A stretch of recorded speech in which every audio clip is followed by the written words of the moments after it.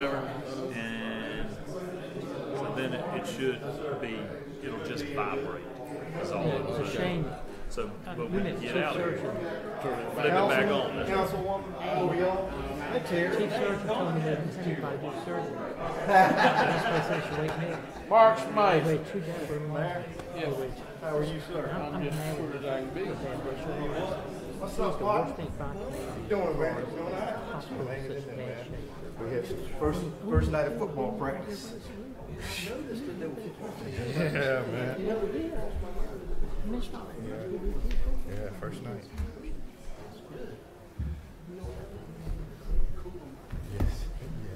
Yes. Well, it's just about the appointed time.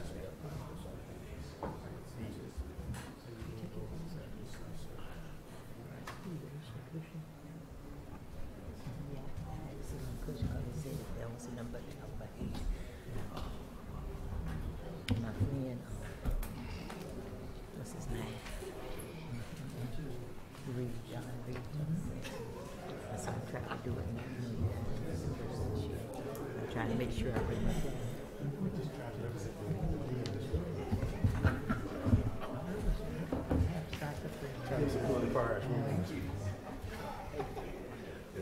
How are you? Good, good. How's Counselor. your leg? You need? Oh, I can run a mile now. Yeah. I can get had my follow-up Friday and I'm great. Meeting come to order. If everyone would please stand. Councilman Moore is going to do the invocation. Our Heavenly Father, thank you for this day. Thank you for those that are here. Maybe the lives of all these people might be affected by this storm. We pray that it goes out to sea and no one's hurt. We pray that you be with us, guide and direct us. Guide this board. Thank you for all you do. In your name we pray. Amen. Amen. Would you join me in the pledge, please? I pledge allegiance to the flag of the United States of America and to the republic for which it stands, one nation, under God, indivisible, with liberty and justice for all. Thank you. You may be seated.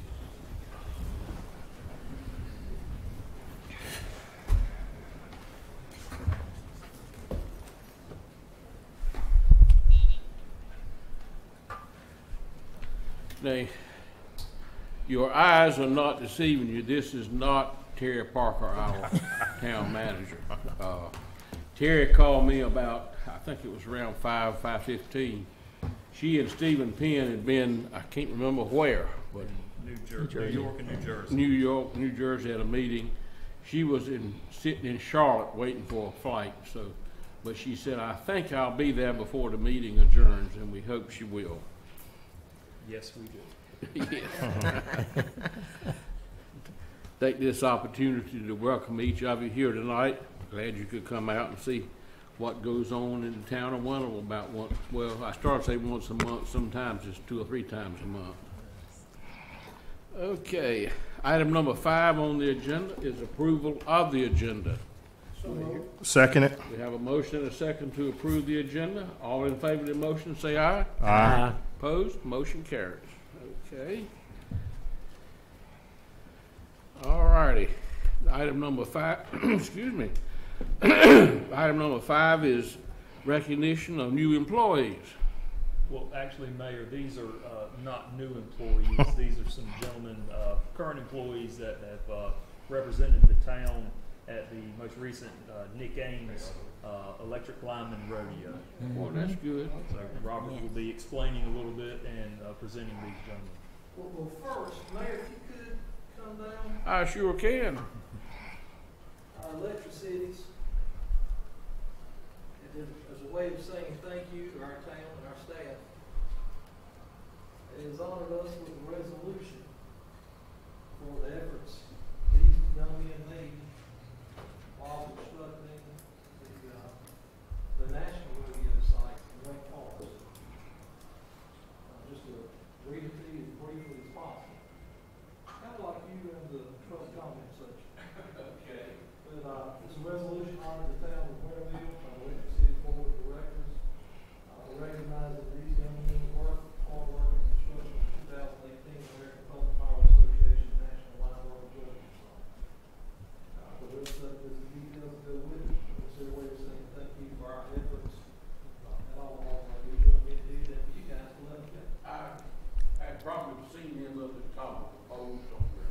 imagine.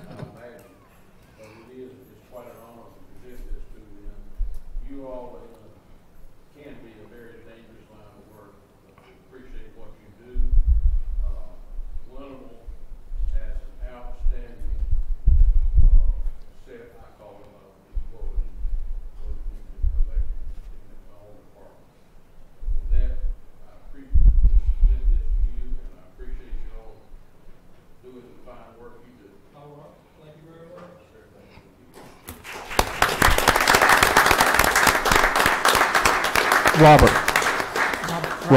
Robert, could you introduce the individuals? Okay, okay, all right.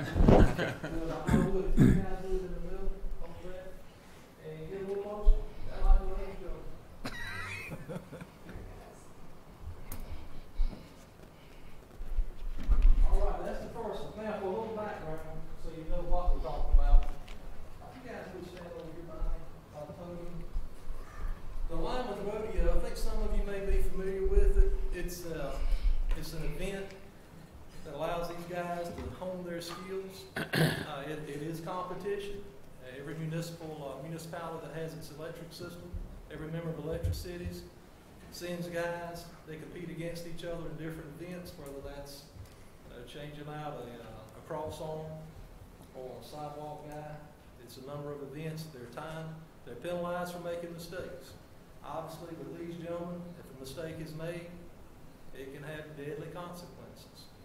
These guys have pushed each other. This wasn't something we requested. These guys, speaks volumes for them. They really pushed it. They pushed themselves. Not only did they go to these events, but they were eager to go. They took every spare minute they had and they practiced. And it's not easy practice. It's working in 100-degree weather. You've got rubber sleeves on, rubber gloves, heavy cotton, probably increases the temperature, I'm sure, another 15, 20 degrees. These guys have done it. They did it exceptionally well this year. They represented our town in just as good a fashion as you could have ever asked for, both at the event and away from the event. I just want each of them to know how proud I am of them, and I will introduce them to you. This is Ron Mills. Ron is one of our crew leaders. Ron really is the one that initially started the rodeo quiz. He pushed the guys. He helped build the site. We have our training yard. Ron is an excellent employee. He is someone that I depend on incredibly much each and every day. This is Dylan McDaniel. Dylan comes to us from Kinston. Dylan's been with us for about a year now. Dylan is just learning out. Ron's taking him under his wing. He's teaching him stuff. And if nothing else, we all know Dylan's got the best hair in our group. This is Chris Turnage. Chris is a first-class lineman. Chris comes to us after about 7, 8 years. Chris and I had the honor of working with each other in 8. Very glad to have Chris as a member of our team. I think the future is very bright for Chris and his staff. Last guy on the left is Mr. Randall Rouse. Randall is a second-class lineman, and he is probably one of the best equipment operators I've ever had the pleasure to work with.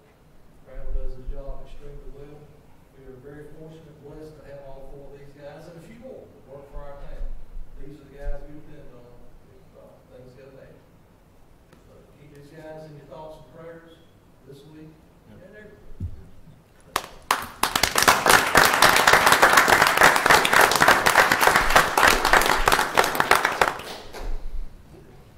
Do you have anything you'd like to say? Now's your time.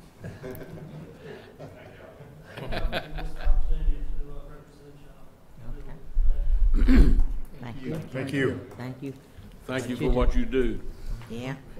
Many, many years ago, right in front of my house, I saw it wasn't Winterville, it was another crew. Came in contact with a live wire, and I understand he passed away some time back. So just be careful out there. And thankfully for these guys, they are careful. And as a way of showing that, we've also awarded with our 1-year no lost time accident. These guys have a dangerous job, and they do it without error. Again, one more award to hang on our wall of fame. Thank you. Thank all of you. Thank you.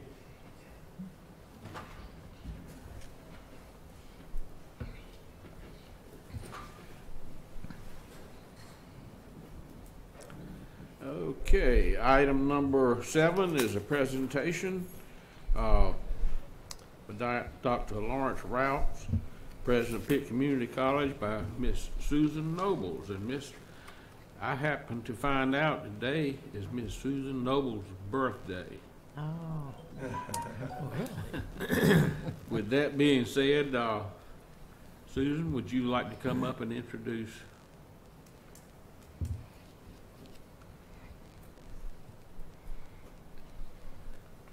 Mr. Mayor, council members, and members of the audience, it is such a pleasure to be at the Winterville Town Council meeting. Thank you. It is our honor to have Dr. Lawrence Rouse at Pitt Community College. He's a very seasoned person in the community college system. He's got over 36 years of experience. He is a native of Sumter, South Carolina. He attended Voorhees College for his undergraduate degree, the University of South Carolina for his master's degree, and NC State GoPac for his doctoral degree. We're proud of him. He has been working in North Carolina Community College system for quite a while also. He was the Dean of Students at Johnston Community College, and then since 2005 he served as the president of James Sprung Community College in Duplin County. We are very, very happy that he chose to apply, and we're very happy that our board chose him to come and be our president at Pitt Community College. His major concerns include student services and service to the community, and I'll let him tell you more about his vision. Thank you so much for allowing us to be here, and please welcome Dr. Lawrence Rouse.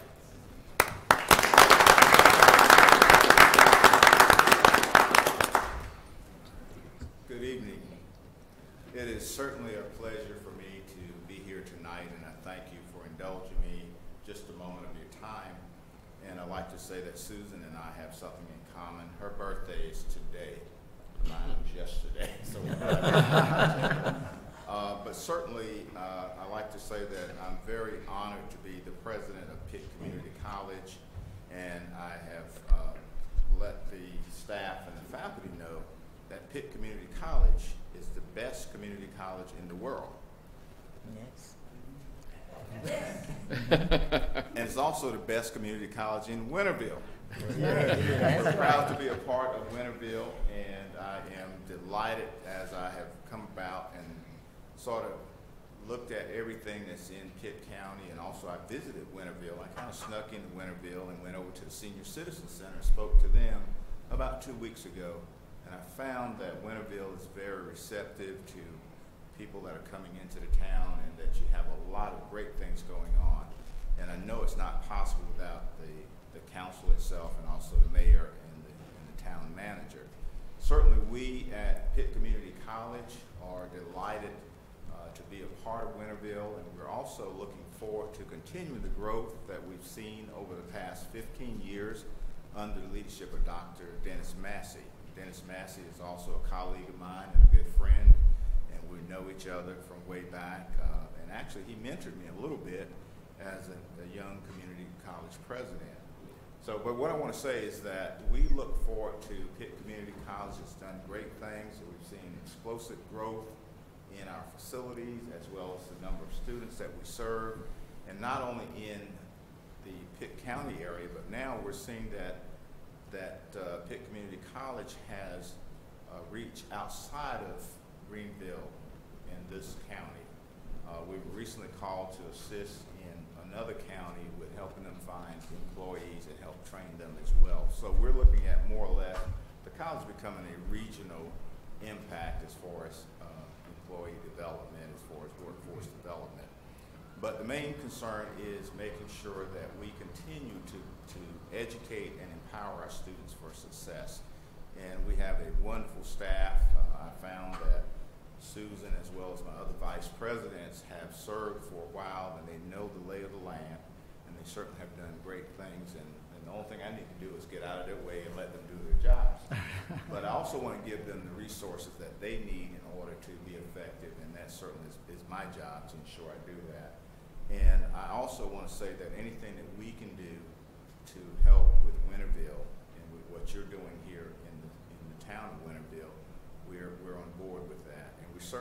invite you to also be involved with our institution, because we're also a part of Winterville, so we want you to be involved. And that is the community and community colleges. So we want to make sure that we remain part of the community, and we want the community to be part of us. As we look forward, we want to work with the public schools to ensure that students in the public schools get an early start with a college education. That we began to look at what are the careers that are coming, that are emerging, and that are coming out that students need to know about before they even get out of high school. So we're working very closely with the public schools in order to do that. We're also working with ECU, so that once students who decide that they want to go on to a university, that we provide that seamless transition to the university. But our main goal is to look at how do we develop the emerging workforce that we so badly need. We keep hearing from employers that there's a skill gap, but I would say that there's probably more of an interest gap, that maybe the students don't know what jobs are out here, and that you can make a good living with a 2-year degree or certification. So our goal is to make sure that we inform those students, here's some good career options that you might have. Now, we're not discouraging you from going to a university, but we also want to let you know that there are good jobs that you can do with a 2-year degree. And certainly anything that is needed by our local business and industry, we want to make sure that we serve those needs of those businesses and industries. So we're engaging and continue to engage conversations with business and industry within Pitt County, within Winterville, within Farmville, within Ayden, within any area that we serve. So I just want to say it's great to be here, and certainly I'm honored to be the 5th president of Pitt Community College. And if anything we can do to assist, please call on us. We're ready to assist in any way that we can. But we're also going to call on you too, as we have different needs for input from our community. And at that point, if there are any questions, I will certainly entertain. I would just like to say I welcome you and thank you for selecting Pitt Community College as our next leader in our community. Thank you. Thank you. I appreciate it. Okay, look forward to working with you. Thank you. Thank you, Dr. Rice.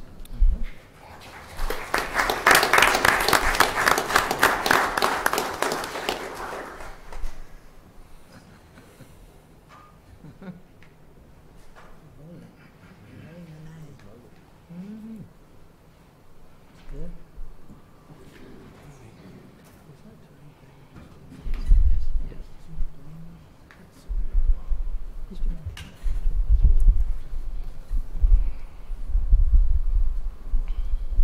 Hold on, I think Mr. Wellborn was going to sing happy birthday to you too. No, he's back. So you better hurry up. We wish. Make it quick. Can you sing? Okay, I'm sorry. You thought we can. Well, according to our agenda, Brian Fagundes is supposed to be speaking. I'm just going to introduce him. Mayor and Council, good evening. This is Brian Fagundes. He's with ARC Consulting Group. They're the consulting engineer handling the 2017 street improvements project for us. And just to give you a quick update on that project. And I'm going to sit down, but if y'all have any questions, I'll come right back up and assist Mr. Fagundes. He's very knowledgeable about the project, possibly even more so than myself. He's yeah, he designed the whole thing. He's been out there the whole time looking after the contractors. So I'll let him do his thing. If y'all have any questions, I'll be right here. Thanks, Travis. Thank you guys for allowing me to come up and give you a brief little summary of kind of where we've come from and where we're headed. So the project, as we call it, is the 2017 Street Improvements Project. I realize that sounds like a long time ago, being that we're 9 months deep into 2018. But when we start into the design efforts on something like this, by the time we go through that process and into construction, here we are.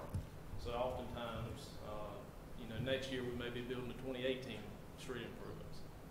That being the case, this project, and I know Travis has talked with you guys a couple of different times on some of the challenges this project has had, but it involves street resurfacing and repairs and storm drainage removal and replacement in various parts of town.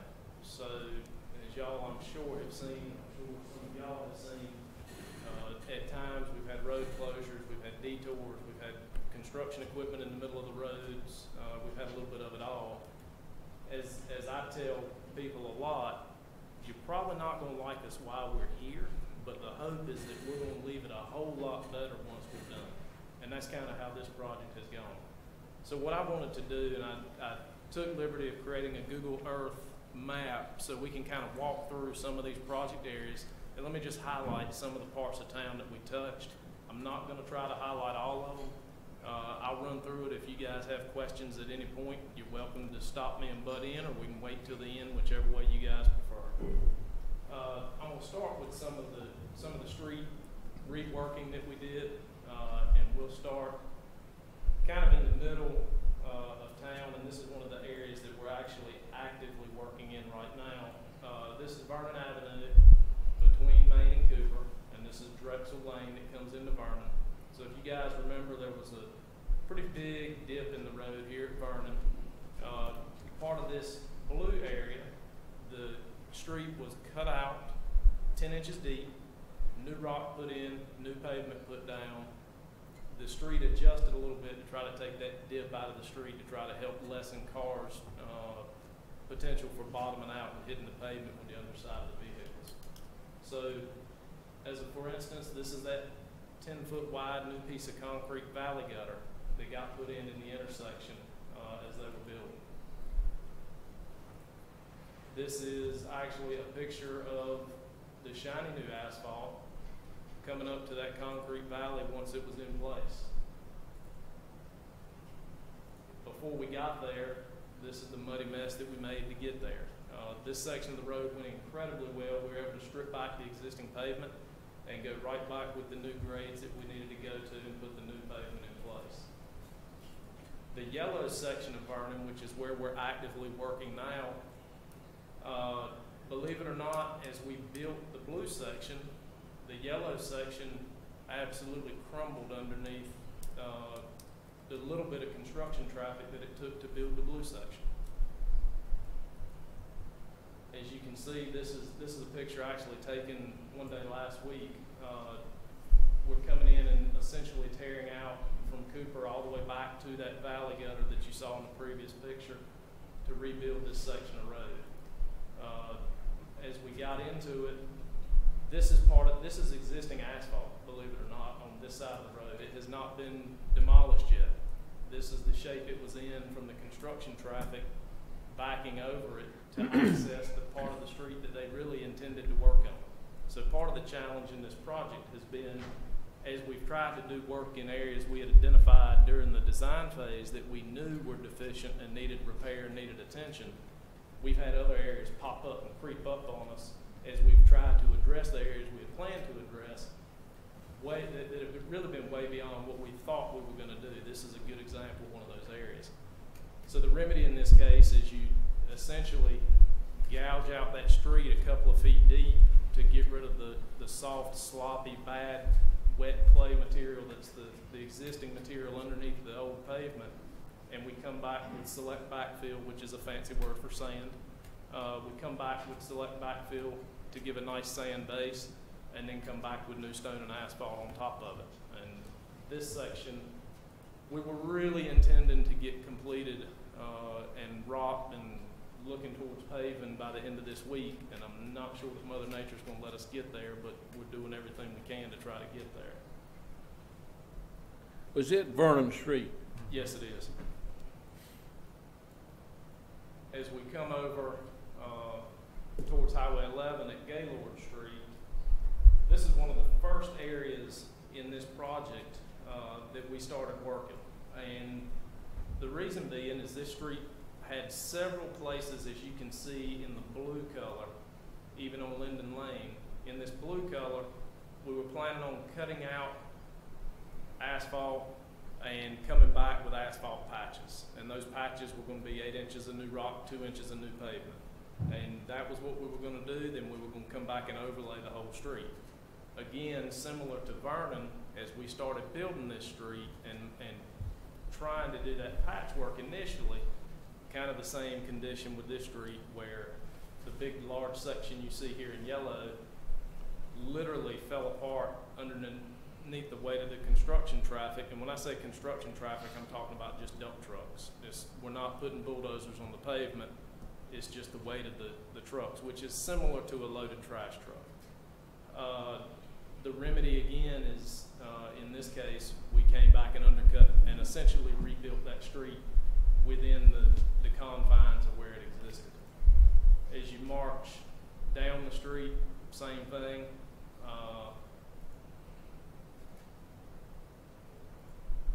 That's the same picture I just clicked on.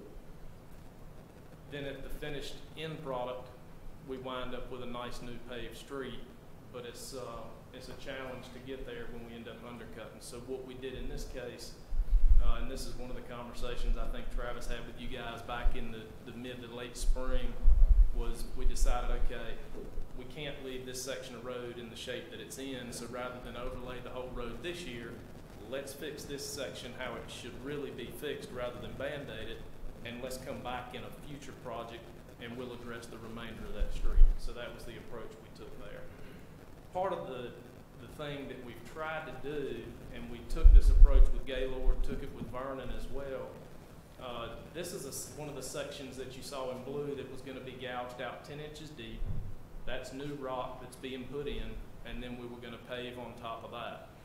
One of the approaches we took when we knew some of this soil subgrade material was questionable is we said, well, let's try it in a couple of areas. Let's see how it holds up. Trying to spread money as far as we could. We real quickly realized that was not going to be an effective way to go about it. So then at the end of the day, we were back into that scenario, and we were removing and replacing things kind of in their entirety. Brian, isn't that where the project started? Yes, that was the contractor initially showed up. So we initially started at Gaylord, and from Gaylord we went right over to Ainge and started over here. And both of those for a period of time were kind of running concurrently with construction with a couple of different crews building in each part of town at the same time. This is what Ainge looked like as we were undercutting it, and it was pretty nasty. And unfortunately, you know, when you start dealing with roadway work, the spring of the year is kind of when you want to start. The dead of summer, of course, this summer we had an exceptionally wet period, July, August time frame, which is really, really abnormal. Typically, this is the time of year you want to be in there, starting here as the sap starts to rise, so to speak, so that some of that groundwater's gone, building into summer, into late fall, kind of calling it quits in the wintertime. Not that you can't build other times of year. This is just a more cost-effective time of year to build, say, from March to October, November. So Ainge Street, we came in and ended up undercutting similar to what was done at Vernon. And once you're through, we end up with a really nice new section of street. But there again, we essentially rebuilt that entire street within the confines of the curb lines on each side of that street. You know, part of the challenge, and Travis and I spend a lot of time at the beginning of these projects physically walking the parts of town that we've identified that need assistance, need restoration, need help. And what we're doing is trying to really prioritize with boots on the ground what's the worst, what's kind of questionable, and what's starting to be, okay, we can live with that. And the challenge is you got to draw the line in the sand somewhere, and oftentimes what that does is it leaves spots here where you can see a piece of our new pavement that we paved, and then you see some pavement that's in disrepair there that we're going to have to address within the next 6 months to a year at some point, even if it's just a Band-Aid patch to go there. That's the kind of example, though, that's the hard part about you got to start and stop somewhere. Otherwise, you're peeling back the onion way more than what you intended and way more than what our budgets will all allow us to do. So as you leave Ainge Street, we had some sections that we did tackle. that were a little bit more straightforward. In the pink area, now we're up at Tiber. Here's Vernon White, Tiber Road coming in, Beckett Loop down here. What the pink represents is where we were able to use a milling machine, which if you guys have seen it, is on tracks and got a great big drum on the front and a big chute out the back with a conveyor belt on it, and it'll be followed closely by a dump truck, and it's literally chewing and pulverizing the pavement that's there today, shooting it into that dump truck, and then a paving machine falls in behind and paves behind it.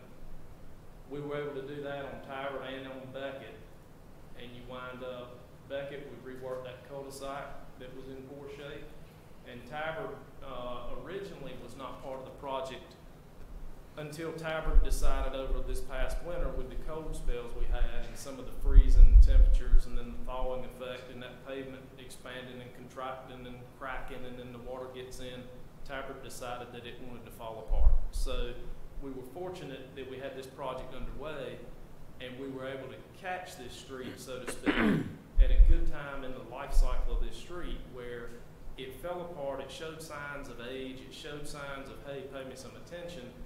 We had this project ongoing, so we were able to mill the top surface of asphalt off, come back and replace it without having to do some of the rework that you saw we did on some of these other streets. So that operation is kind of like this, where you've got the paving machine coming back in. This is new pavement.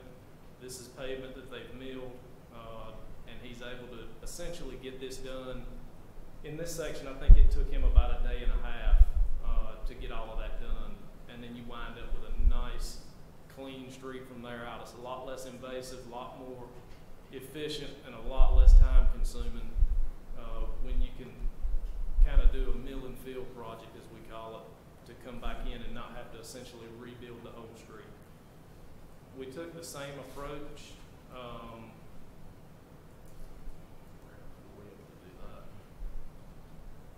Over at Depot, behind the fire department, very similar approach, where we've got nice new pavement out behind the fire department that was suffering under the weight of a lot of fire truck traffic. This is a picture showing that entire street width. They came in and milled it, started at lunchtime one day, finished up 6 o'clock that evening. The next day fell in and were able to pave it and kind of walk away. So again, a good approach on and fortunate approach on those couple of streets, being able to do that. It really kind of helps us when we see areas that can be treated that way. It kind of gets our brains as engineers and planners, it gets our brains thinking forward, as I know it does you guys too, to think, okay, how do we set more things up that same way? And those are conversations that staff's been having with us as to, hey, how do we start to prioritize some of these things so we can essentially take the same pot of money, but let's not spend it on buying 2 feet of dirt over here if we can help it. If we have to, we have to, but how do we spread it further by doing, more mill and fill rather than coming in and have to do a total rebuild in place? So we're having some of those conversations as to how do we start to set that in motion. So transitioning from the streets construction side of things, another component of this project that's fairly substantial and probably as invasive and time consuming as the streets, maybe more so depending on which section it is some of the storm drainage repair work that we did. We did a couple of lines on Cannon. Here's Alma Drive where it tees into Cannon Road. A couple of lines on Cannon that actually cross the street and then come back into some rear yard drainage that runs behind and kind of on the common rear yard line of these homes. A couple of different lines that are the same, more or less the same thing there. A lot of these pipes were corrugated metal pipe, and essentially their useful life was completely gone. Life expectancy on traditional galvanized corrugated metal pipe, you're somewhere plus or minus 20 years. So this pipe's been in the ground a lot longer than that. It had done its job and then some. So what we were doing was essentially coming in either within existing easements, or in some cases, as part of this project, we had to go acquire easements and we were replacing storm pipe as we came through. And these pictures are a little bit hard to see, but it gives you an idea of some of the tight conditions as we start getting into side yard and rear yard storm drainage locations that we're trying to work within. You've got very small construction equipment, trenches, very little room to put the spoils coming out of the trench so you can lay pipe, but that's the nature of doing that kind of work.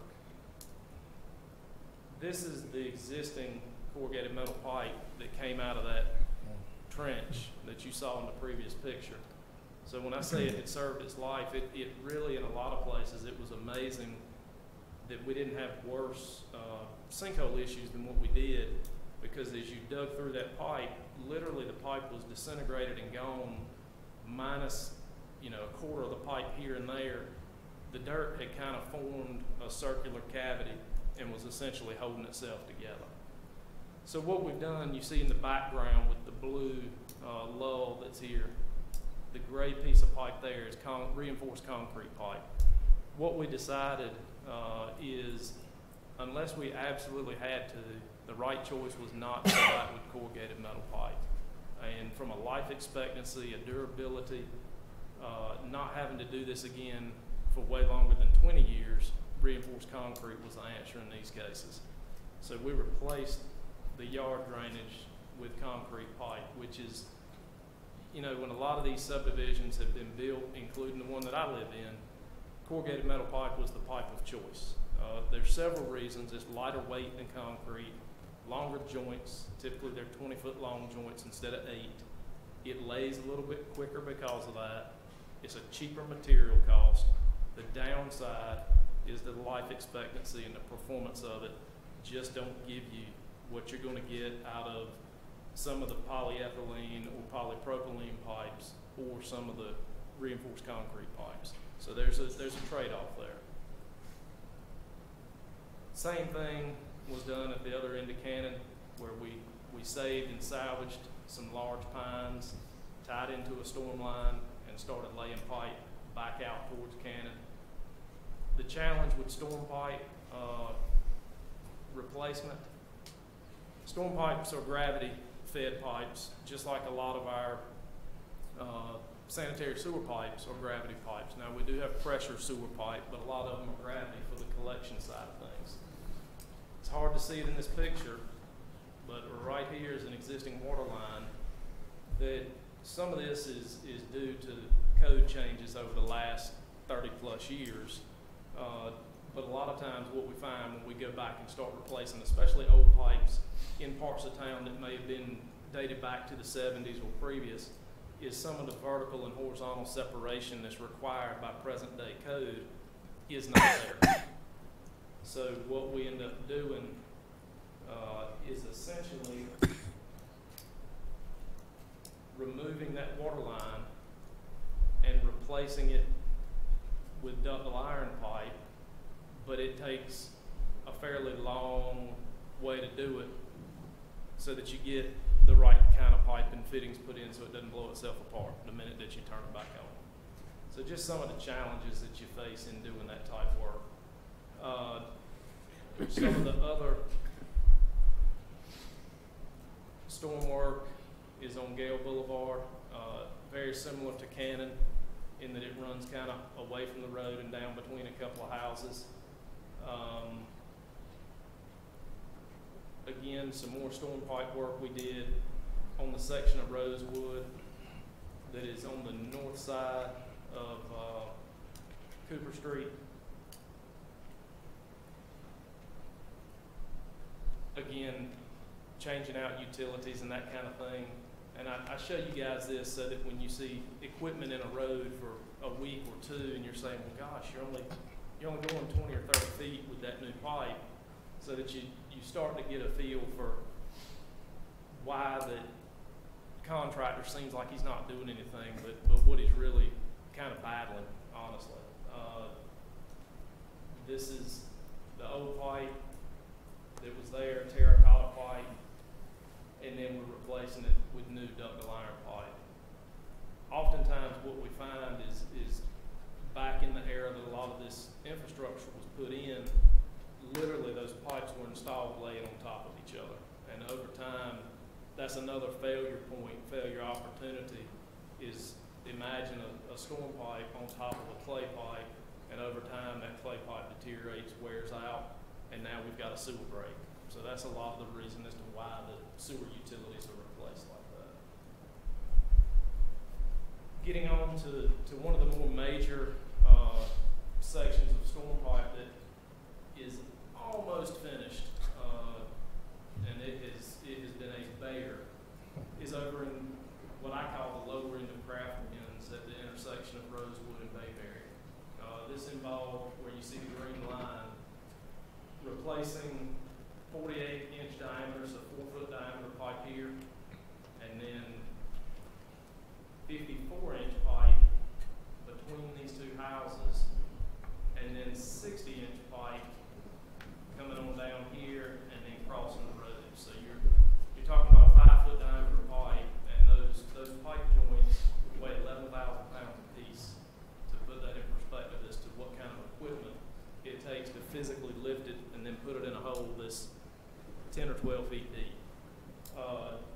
This is probably one of the first conversations that staff had with you guys when this project kicked off with the storm drainage work, is we had a failure of a corrugated metal pipe beyond where we were planning on really replacing what we had intended on replacing. This was the shape of the existing 60-inch corrugated metal pipe that came out where we replaced. So this section here, this picture is hard to see, but there is no pipe after this point coming down on this entire side. That's the inside wall of kind of the round part on the other side of that pipe. So it was, again, fairly amazing that it held itself in place, especially when you look at, in this case, we did have to go back with corrugated metal because we had to tie to it on the downstream side to what was already there, and you can't join concrete and metal without building another structure. And we don't physically have the room in this location to build another structure because you got a sewer line literally running with the storm line. That's what the new corrugated metal pipe looks like, just to give you a point of comparison at how deteriorated that other pipe that came out and was replaced really had gotten.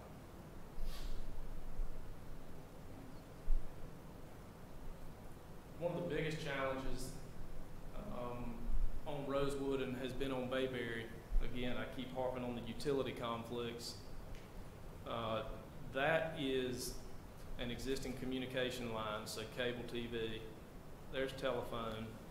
In the bottom down there is a water main. The yellow here that you see the guys in the vests and the hard hats working on, that's a gas main. The line here that's suspended in the air is a sewer force main for wastewater. There's another conduit here.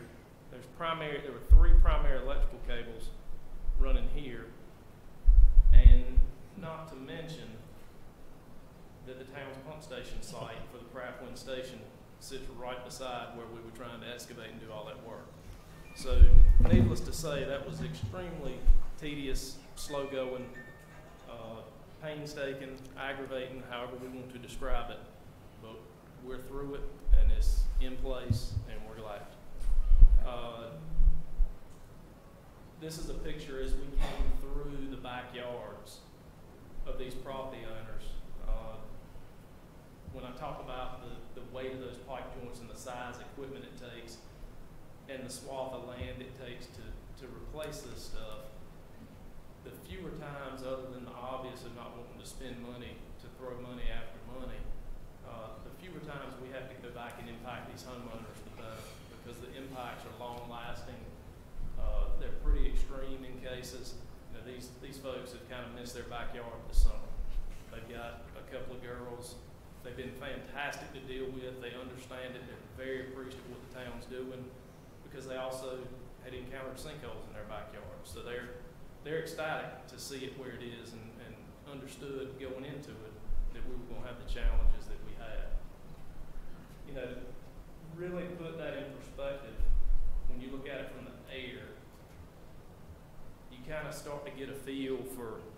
where we've been, you know, here is Bayberry, the pipe going across the road, then coming back into the backyards. And this was taken at the point in time that we were right about to there with construction. It still has to turn and come up this way, which we now have in place.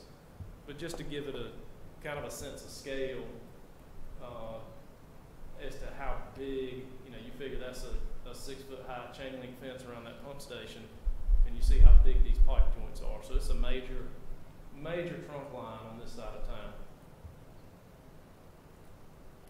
Again, we got back up to Bayberry and we found more goodies underground to try to navigate. That's a town force main. That's that same primary electric line that we were having to dodge. This is a picture looking inside that new concrete pipe. Really nice when you compare that to what we tied into. And this picture really does not do it as much justice as seeing it in person, but this pipe is already, this is the pipe that will stay in place that we tied into. This pipe is already buckled and has beginnings of failure where you start to see these rust spots. Those are cracks in the wall of that pipe. So probably one of the next projects that I'm expecting Travis to want to talk about is what do we do from here going back upstream, because this pipe's in bad shape as well. But again, just like I said with the streets, we've got to prioritize and we've got to cut it off year over year somewhere. So that was the decision made there. With all of this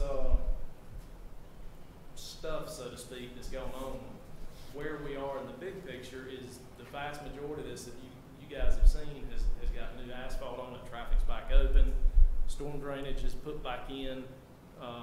Some of the areas we're kind of in a cleanup phase where maybe we're raking yards and planting grass seed. Some of the areas like down on Rosewood and Bayberry, we've got a little bit of curb and gutter to put back, a little bit of rock to put back in the road, and then we'll be able to open those roads.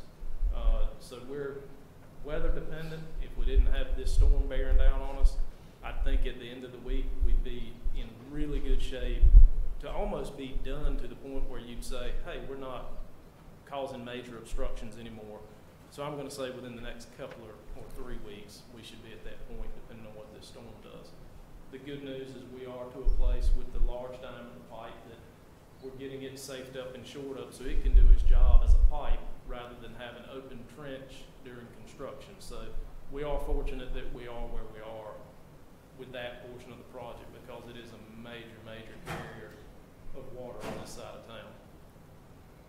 So with that, if you guys have questions or want to have dialogue, I'm glad to answer them or talk through anything you'd like to. If there are things I've missed, Travis, please chime in and fill in the gaps where I may have missed.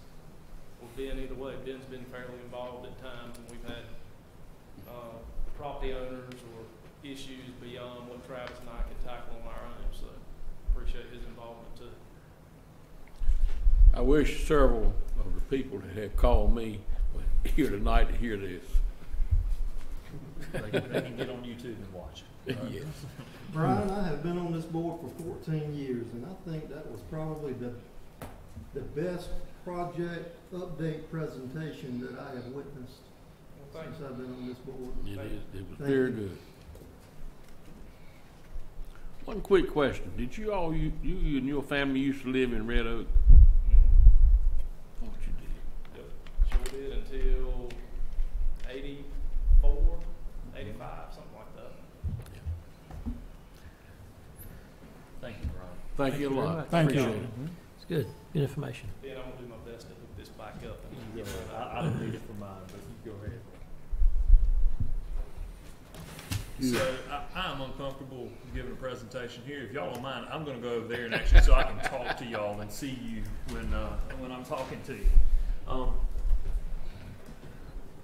I just wanted to take a minute while Brian's working on that to just go over, just hit the projects that we've been working on recently, but really more talk about the funding that we've had associated with these projects. You know, Brian was talking about and we will certainly, when the project's over, have a final dollar amount on it.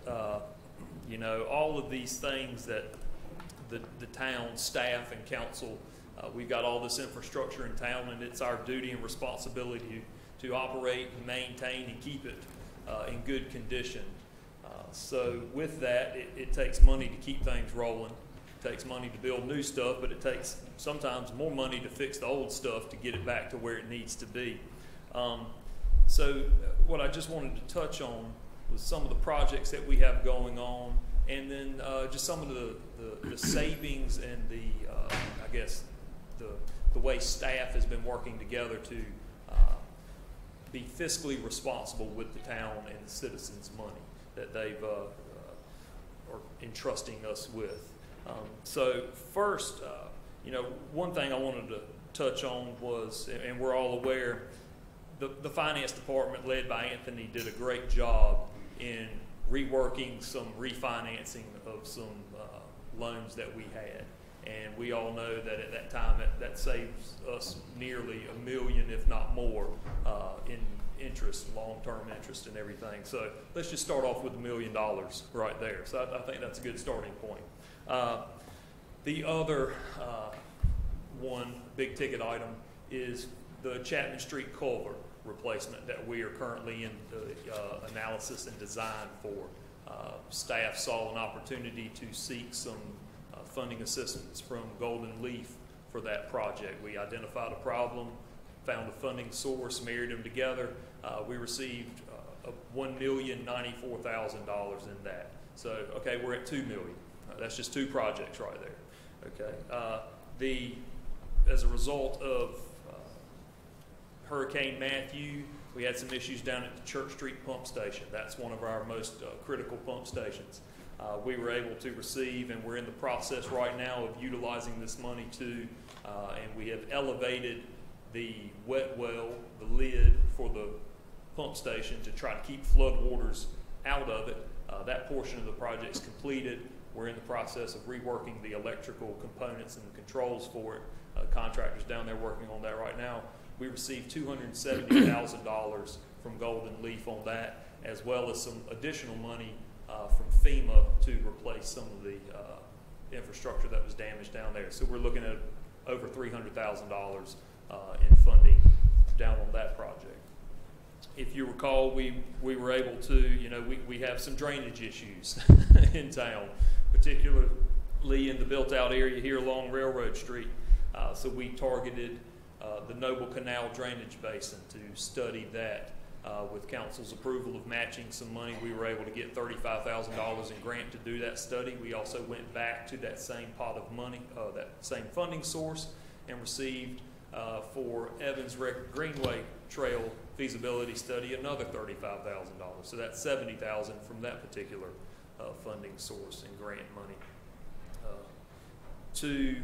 Going back to that operation and maintenance of our infrastructure, water and sewer infrastructure, we were able to target and receive for water a $150,000 grant and sewer a $150,000 grant to do our asset inventory and assessment studies. We have finished the sewer one that was presented by Rivers and Associates, and they are currently working on the water one as we speak. What came out of that AIA for sewer was the need, and identified the problems we have with our sewer collection system, and we submitted that long-term loan application to the state. We received $500,000 principal forgiveness. For the most part, that's a grant. We are also, since we qualified for the principal forgiveness, that remaining amount of almost $3 million will be 0% interest over the term of the loan. So that's nearly $700,000. So that right there, that's $1.2 million in savings or grant or cost reduction on the payback.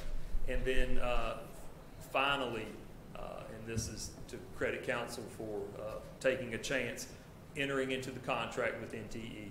So far this year, on the wholesale power purchase, we have seen a savings in what we would have been paying Duke compared to what we are paying NTE. of approximately $350,000 just this year so far, just for what we would have been paying Duke on their projected costs to what we are paying NTE. So that right there, I think if my math's right, is about 4.2, almost $4.3 million in just say a window of about 5 to 6 years. Now this is all part of staff working together, council trusting us when we come to before you talking about these targets and these applications and these projects that we're going after. So it truly is a team effort, but I just wanted to come in, give you an update, put those numbers out there to you, so you can certainly pat yourselves on the back up there, because you guys have been doing a great job of being fiscally responsible, as Brian said, making the money last, making it work for us. So we take our money, we marry it up with some programs, and we get more bang for our buck and for their buck. That's all I've got. Unless you have any questions. The drainage project that goes through Mount Shiloh and those houses that back up to Myrtle Street. About Boyd Street. The drainage project, from Noble Canal. Boyd to Hammond or whatever. Hammond, right, the backyard drainage there. So the contractor, the stormwater contractor, was over on the western part of Boyd, between Mills and 11. They should be coming over and starting on this side soon. We'll see how the storm is kind of, DOT's pumping the brakes on all their projects right now, telling the contractors get to a point, back off, we'll let you know when you can come back. You know what I'm talking about, the drainage now. I'm not talking about the street. I'm not referring to Boyd Street. You remember the houses are on Myrtle Street. Or on Myrtle, right, where we had the easements in the backyard with the pipe. Yes, ma'am. That's where the stormwater contractor has to come over and start on that in order for everything to drain off of that project site for them to continue on the Boyd Street portion between Railroad and Mill Street. Okay. Thank you. Thank you.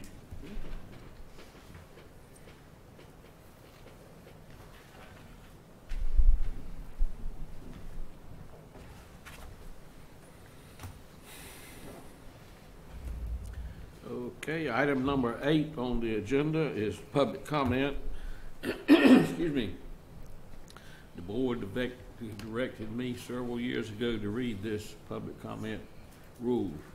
The public comment period of 30 minutes provides an opportunity for residents to comment on any item included in the agenda or to address the town council on any other matter related to the town of Winterville. For an item included in the public hearing section of the agenda, residents should address the council at the time the mayor invites public comment on the item. No public comment may be made to the council during the meeting except during the public comment period or as part of a public hearing. Individual speakers are limited to a maximum of 3 minutes, and no more than 3 speakers may address the council on a single matter. The town council may elect to take no action on the matter addressed by the speaker, may schedule the matter for further consideration excuse me, at a future council meeting, or may refer the matter to the town staff for disposition. Copies of the town public comment period are available in the rear of the assembly room. And the first person that has signed up is Mr. Bob Williams. He has some concerns about the parking on Black Horse Lane in Winterville. Good evening. Thank you for allowing me a few minutes to speak to you about parking in Cedar Ridge. I do live on Black Horse Lane. I sent Mr. Harvey some electronic files, photographs that I hope you got that kind of depict what I'm going to speak about. Our neighborhood in general, there are no parking restrictions of any type in Cedar Ridge. A big problem we're having is people parking on both sides of the streets. I've measured my street, it's 24.5 feet wide. And if you look at one of the photographs I've shown you, 2 SUVs parked on either side of that street. I'm aware of several instances where passenger cars are unable to pass between them. At least 2 instances where town of Winterville vehicles had to turn down the street and then back up because they couldn't pass between cars parked on both sides of the street on Black Horse. Certainly, if you look at that photograph, if a passenger car couldn't pass between those two cars, there's no way an EMS truck or a fire truck is going to pass between those two cars. Initially, I was going to speak just about Black Horse, but at our board meeting in June, our HOA, other people started speaking up about Stillwater Drive, and now recently our neighborhood on Cedar Ridge Drive. An instance just this past weekend where somebody couldn't pass through because cars were parked on both sides of Cedar Ridge directly across from one another. The streets in Cedar Ridge, and speaking with the town planner, I know my street's 24.5 feet wide. He said that Winterville would not even allow streets that narrow to be constructed inside the town limits any longer. So certainly the street can't be made any wider, but I do believe that a common sense solution to the problem would be to simply restrict parking in Cedar Ridge to the non-sidewalk side of our streets. Most of the streets in Cedar Ridge have sidewalk on one side and no sidewalk on the other. I think restricting parking to the non-sidewalk side would be a quick and easy solution to the problem. And there would always be room for emergency vehicles to pass through when the need came. I'm not oblivious to the fact that would create some extra work, at least for a while, for the police department, because people would be called in, there'd be violations. And I understand that, but I do think that period would only last, a few weeks, maybe a month or so, and then once the citizens caught on to the new regulations, I don't think it'd be a problem any longer. Another issue while I'm here I will speak about is parking left to curb in Cedar Ridge, and what I'm referring to is people who cross over to the wrong side of the street to park their car. I think that's an issue that should be addressed as well. It shouldn't be allowed simply because it's not safe. Anytime you have a vehicle that's going to cross oncoming traffic to park, and then they're going to try to cross oncoming traffic again to get back out and go about their way, I think that's just allowing vehicles to take an unnecessary risk crossing an oncoming travel lane. So that's really the gist of it. I think my request would be that the council at least give some consideration to those two ordinance requests, particularly the one related to parking on the non-sidewalk side of the street. I think that would solve our issue, and certainly with minimal cost, the cost of signs and posts. But I'll be happy to answer any questions if you have them.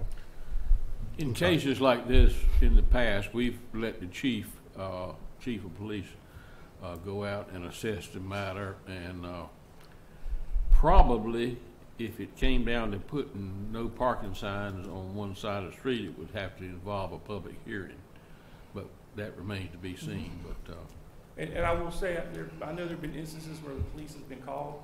I understand as a police officer myself that if there's no ordinance, there's no action they can take.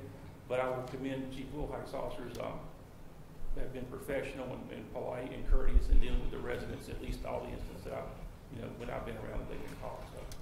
Mr. Williams, have you, I know you mentioned HOA, have this been brought to their attention?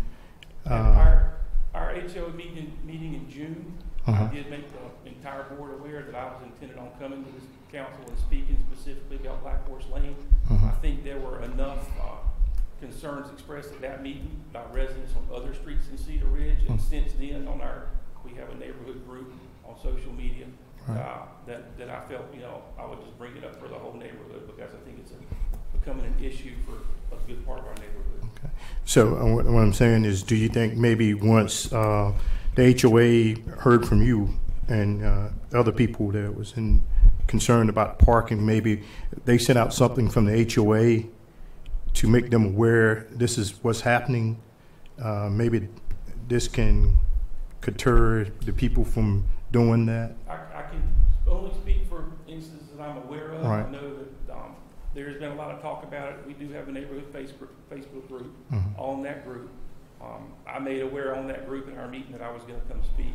But I do know there has been at least 1 or 2 occasions where a neighbor would go out and ask and say, hey, maybe could you not park here? And they've generally not ended with pleasant conversations, at least a couple of instances I've been made aware of. Okay. Does that answer your question, sir? It did. I mean, we in our neighborhood, the same thing happened. HOA sent out a letter, expressing concern from the citizens. And I would certainly be willing to contact the HOA president and say, hey, here's what I asked. If you would like to send something out. Because in your I'm sorry, but in your HOA, because y'all are voting, can't you change? King, is that something that they can change in the HOA as far as that is concerned? I'm sorry, you're asking, can the HOA do something internally regarding the parking? Yes. Well, certainly the HOA through its board can contact owners and make them aware of the problems that, and I'm personally myself aware of some of the problems we have in Cedar Ridge with people parking on both sides of the road. Now it's a little unusual for an HOA to develop parking rules and regulations. I've seen many of them and haven't seen much of it, but through a vote of the membership of the subdivision, if there's that momentum is built, sure, parking rules and regulations can be enforced. All right. Can I address that? I believe part of the issue with that from a resident standpoint is, I guess maybe the HOA could develop some parking rules for the neighborhood. I don't know how they would be enforced on a public street, but if there's a violation and I as a resident call A1 towing, I don't know that A1 towing is going to tow a car because, it's parked where it's not supposed to be, just with a resident calling without law enforcement. Or I think they would be reluctant to do that just in my dealing with tow operators throughout my career. Okay. I just wanted to ask that question. I mean, I was just curious about that. Yes, sir. Because HOAs are tough. Yeah, in this instance, the HOA would probably end up writing letters and asking people to move, and what ends up unfortunately happening is you've got, if you people that refuse to, they always want to park in a place that's causing maybe a safety concern. It may be 3 or 4 months before you can actually get to the point where you try to do something about it. Okay. But I'm sure our chief will work with you. Glad to. He does an excellent job with public relations. He'll bring back to the board his recommendations. Very good. Thank you. Thank you, Mr. Williams. Mr. Moore, what did you say? I'm saying I'm sure our chief will meet with him and others there and evaluate the situation and come back to us. I totally agree. Yes.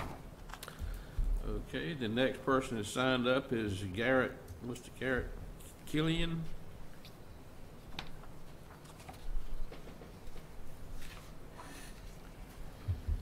Good evening, Mayor Jackson and Town Council. Just to keep from getting off topic, I've written a little bit that I'll just read here to you guys. I live at 405 Eatonton Court, which is right behind the post office. And we spoke last month, right, that you guys talked a little bit about the issue with the noise at the post office, and that's what I'm going to address. I've been neighbors with the post office for almost 12 years. For the past 11, they've been a great neighbor. The noise didn't start until last Thanksgiving when they started delivering packages for Amazon. The tent was erected on their property line, probably within about 100 feet of me and my neighbor's bedroom windows. Because of the cul-de-sac design in our house placement, the corners of our two houses are very close to where they put the tent. And it's not noise just during the day, that's understandable. It's noise during the overnight hours, specifically from around 11 p.m. to 5 a.m. As Councilman Moy noted at your meeting last month, we work hard all day, just want to come home, rest, and get a good night's sleep. I don't think that's asking too much in Winterville. Ms. Parker, who's not here tonight, stated at last month's meeting, and the local postmaster agreed when I spoke to her back in January, that the package volume is only going to increase from Amazon. Does this mean a larger tent? More tents? More staff working outside in the overnight hours? Does this mean more noise this year and more sleepless nights for me and my neighbors? Does this mean possibly a permanent tent and year-round Amazon packages in the future? This is a real small problem right now, and action by your group can address this issue and keep it from growing. If left alone, it will likely grow and become disturbing to other neighbors. It's kind of like a small leak in your roof that you can fix today for $50, or you can leave alone and in 2 or 3 years you have to replace your whole roof. It's a good scenario. It's a good way to compare it. So I have a couple of possible solutions, because I learned one time at work, my boss told me, he said, bring me your problems, but also bring a solution. So that's what I'm hoping to do for you guys tonight, is give you a couple of possible solutions. So the first solution, and probably the easiest and the cheapest that I've tried myself and had no success with the local postmaster, I understand they're out of space and they don't like working outside at night. However, by changing just a couple of things, I think the noise level would be reduced to a level that would not be disturbing. First, locate the tent closer to the middle of the property behind the post office, not smack dab on the edge of their property closest to the residents.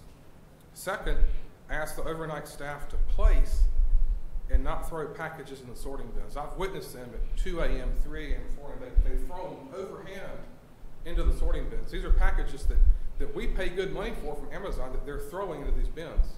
And that makes a lot of noise at 2 o'clock in the morning.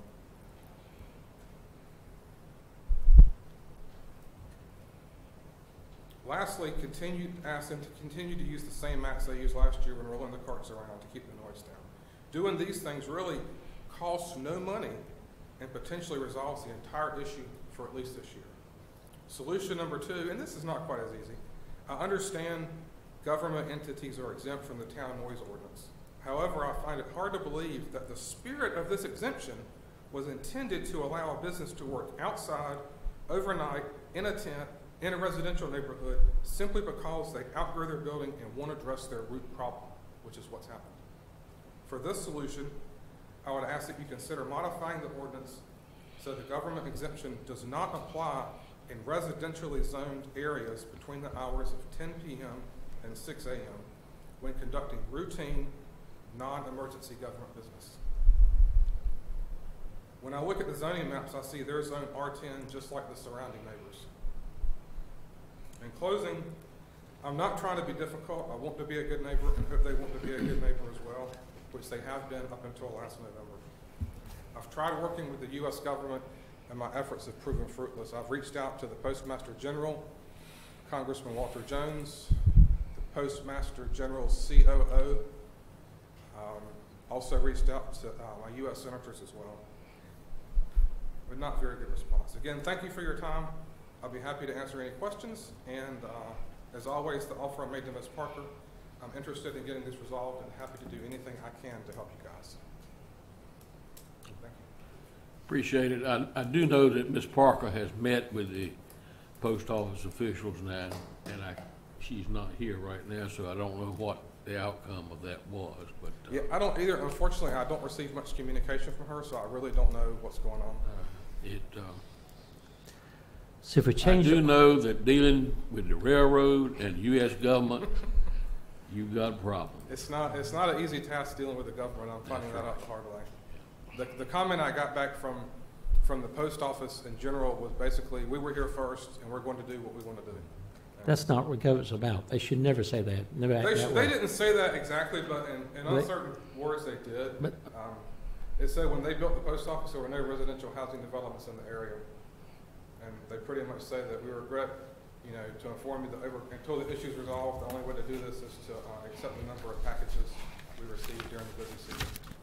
So I'm concerned that this is going to expand just past the holiday season, since they've admitted the packages counts are growing to Ms. Parker and to myself.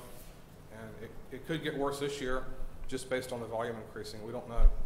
But it makes for a lot of sleepless nights in Winterville, a place that I live. I've been here for almost 12 years, and I really don't want to sell my house and move because Winterville created a noise ordinance and an exemption to it that it's not really acceptable. I think one of the things also too might need as board might need to consider is maybe reaching out in some correspondence to Amazon ourselves, a letter from the board, from the town to Amazon, and let them know some of the issues that's going on there, and try to get some feedback, because we have reached out to the postmaster, post general, and I think we need to go to the source, which is Amazon. I think a good letter, strong letter from the town on the behalf of the citizens that's being inconvenienced, to let them know this is a problem. And, like you said, it can be something, a quick fix. And I think that's where we need to start at, to talk with Amazon. I mean, they might not listen, but at least we're going to try to help you out, you know. Appreciate that. And I think that's where we need to start at, because Motion. if Amazon has got a contract with the post office, there's somebody that we can talk to or send a letter to let them know that this is a problem. You make a motion for that? I make a motion that we send a letter to Amazon on behalf of the citizens of Winterville. Second motion. I have a motion and a second. Any further discussion? All in favor of the motion say aye. Aye. Opposed? Motion carries. Next, I would like to ask Mr. Laster, could we redraft our ordinance? Yeah, we sure could. You know, right now, as it was mentioned, I mean, it's just a broad exemption to you know, basically governmental entities. And I'm sure that's, if you probably looked at other similar towns, you'll find a similar exemption. And I'm sure at the time it was drafted, the problem that you're now experiencing was not thought about or contemplated. Exactly. And there's a good reason to exempt, you know, certain governmental noise. But I mean, this is I'm sure a money-driven thing, and USPS has found a way to make some money. I'll make a motion that we ask our town attorney to look at what we can do at the ordinance to change things. I couldn't hear the motion. I made a motion that we asked our town attorney to look at the ordinance, to rework it, and see if we can come up with a solution. Second. Have a motion and a second for the councilor to review our sound ordinance. Any discussion? All in favor of the motion say aye. Aye. Opposed? Motion carries. Thank you, Mayor and Mr. Council. Killian. Yes, ma'am. Are these solutions that these things that you'd like for them to try, is the postmaster aware of these things? Yes, ma'am. Okay. Coming to you guys is really a last-ditch effort for me. Okay. The very first thing I did was I went over and visited with the postmaster and let her know of the issues, and she was well aware that they were creating the noise at the night. And basically, I mean, she's a really nice person, but she informed me, you know, I have a job to do, and this is what I'm going to do. Yeah. So, unfortunately, they did one thing. They put down some mats outside that they rolled the big buggies on, which did quieten those down, so that did help some. But I suggested, you know, I said, hey, can you consider moving that tent, you know, towards the center of your property? And that was not well received. So for one reason or another, that couldn't be done. But I think that would be one thing that would really help. Thanks for coming tonight. Sorry. Thank you for sharing your Sure. concerns. So yeah, I did reach out to the local postmaster, and then I contacted the postmaster general and some other government agencies. I think that we've talked to the sent a letter in support of more space and the fact of, you know, we are having this problem because residences have been, you know, a residential area has been built around the post office. And the problem wasn't there because of the fact that we weren't doing as much business and for a larger facility for the post office.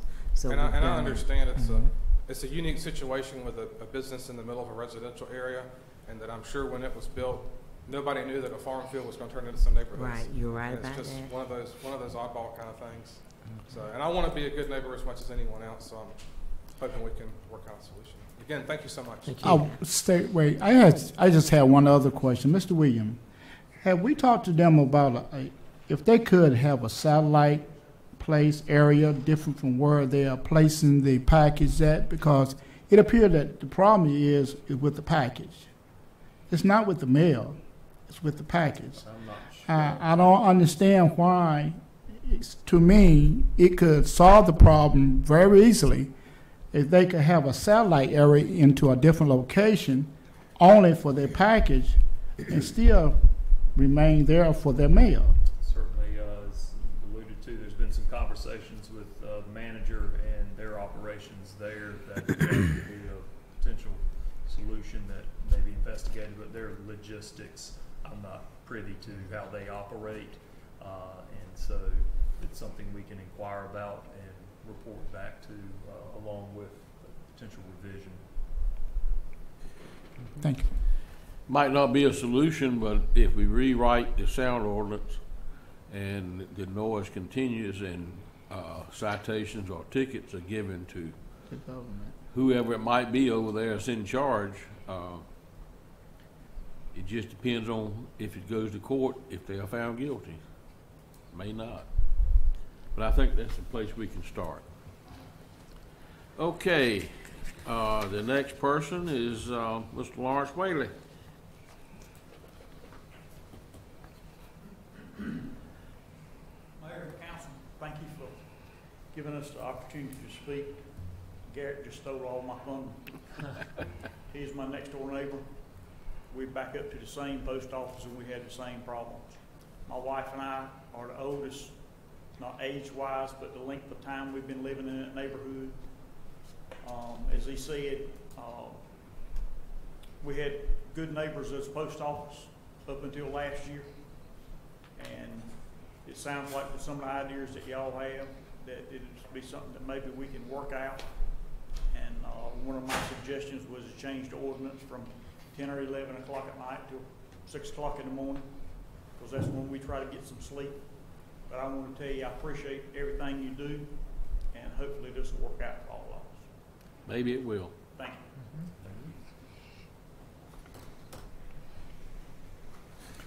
you. Okay, item number 9 on the agenda is the consent agenda.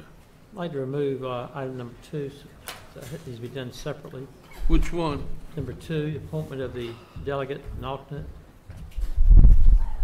Well, look at here who has just arrived. All right. My apologies. Somebody's glad to get in the hot seat. It's all warmed up for you. Thank you. Good evening,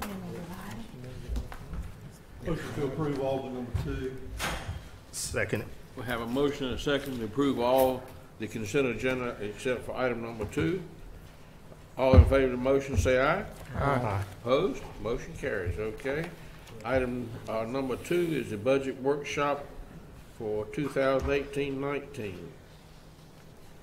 It's supposed to be the alternate delegates. Delegate. Delegates. I make a motion that we appoint Ms. Robertson I'm sorry. as the Wrong. delegate and Mr. Moy as the alternate. That's a form as a It's a motion. I second.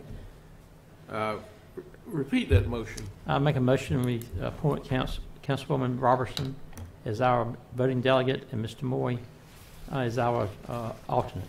Okay. We have a motion and a second. Any discussion? All in favor of the motion say aye. Aye. Opposed? Motion carries. I wanted to make a comment.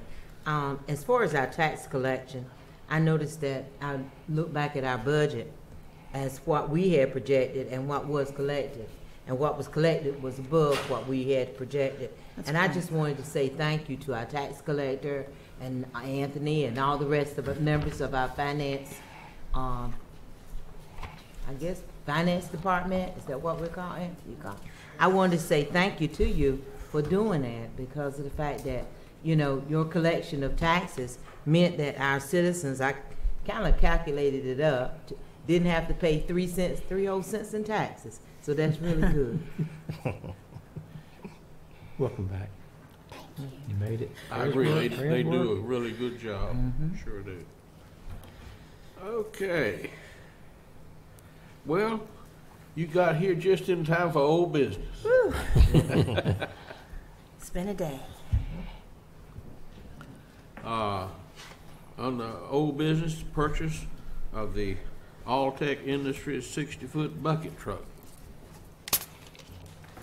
Evening, Mayor and Council. Again, standing before you this evening requesting the town approve the purchase of a 60-foot working height bucket truck.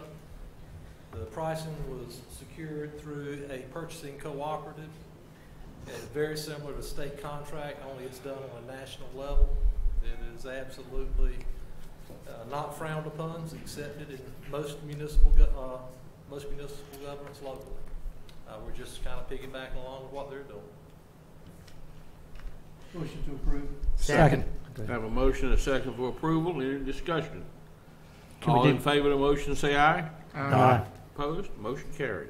I was going to make a motion that we do both of them together, but go ahead.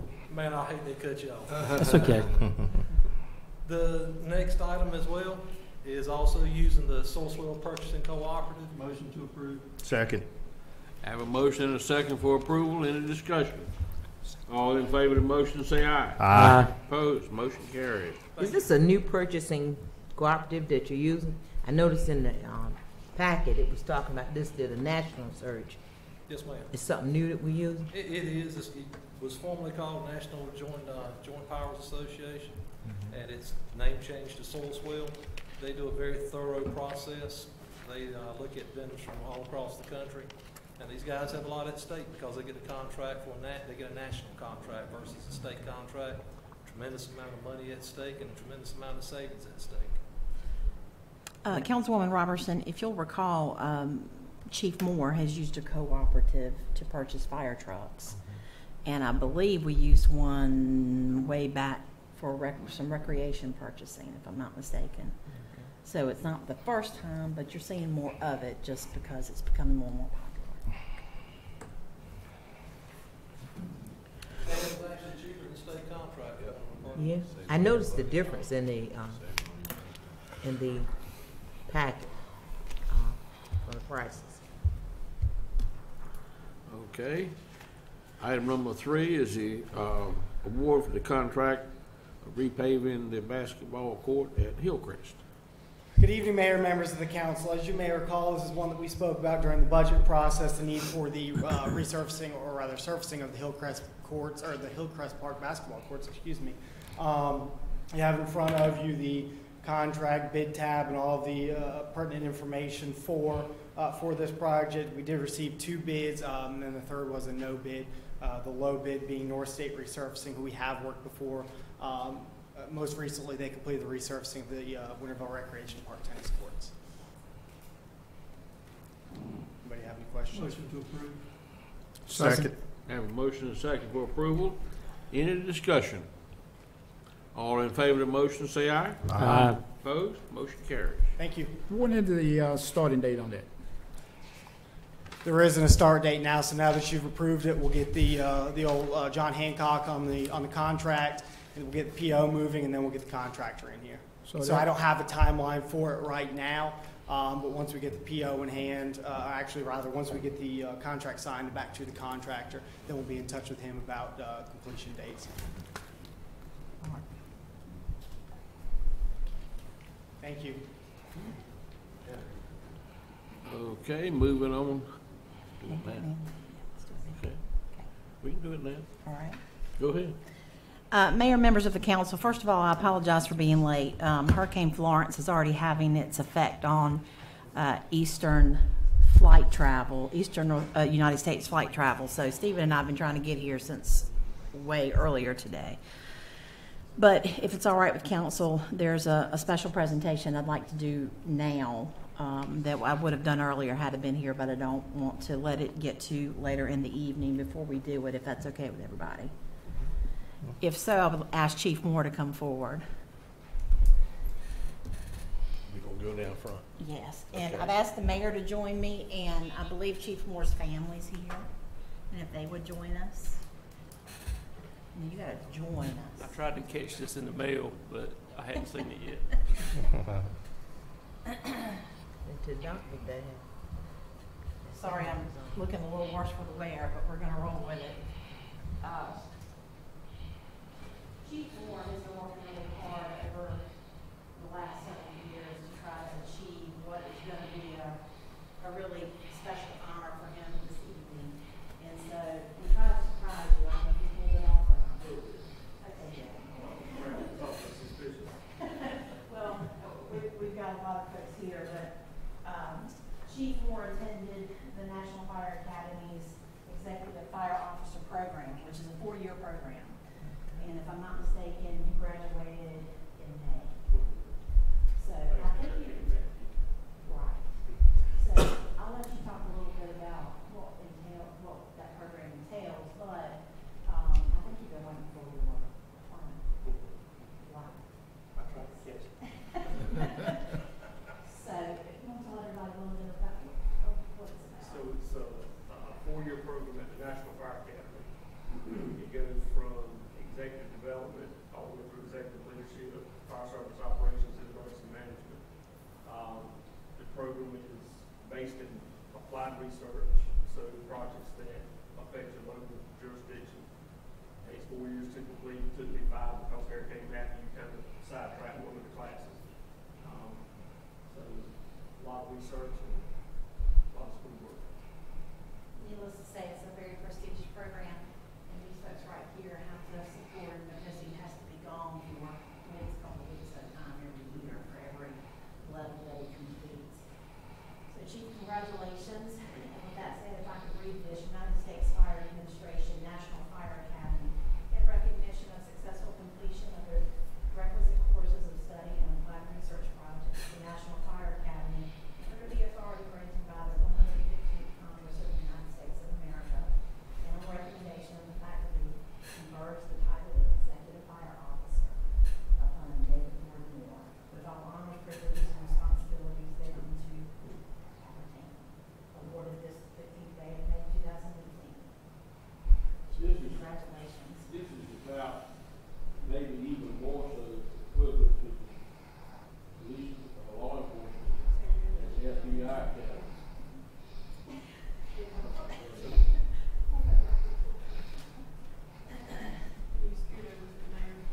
Come on, yeah.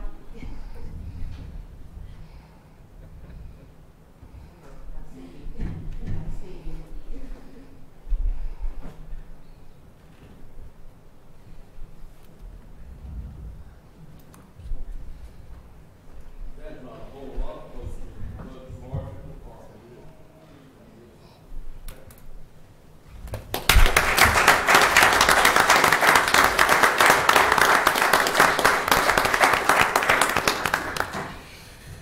Thanks everyone for waiting.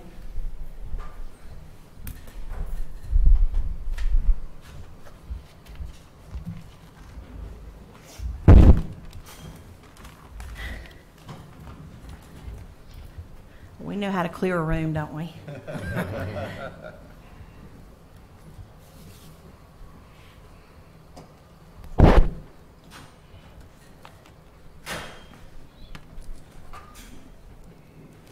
Okay, on the new business is the selection, excuse me, of the consultant for the Horizon Land Use Plan.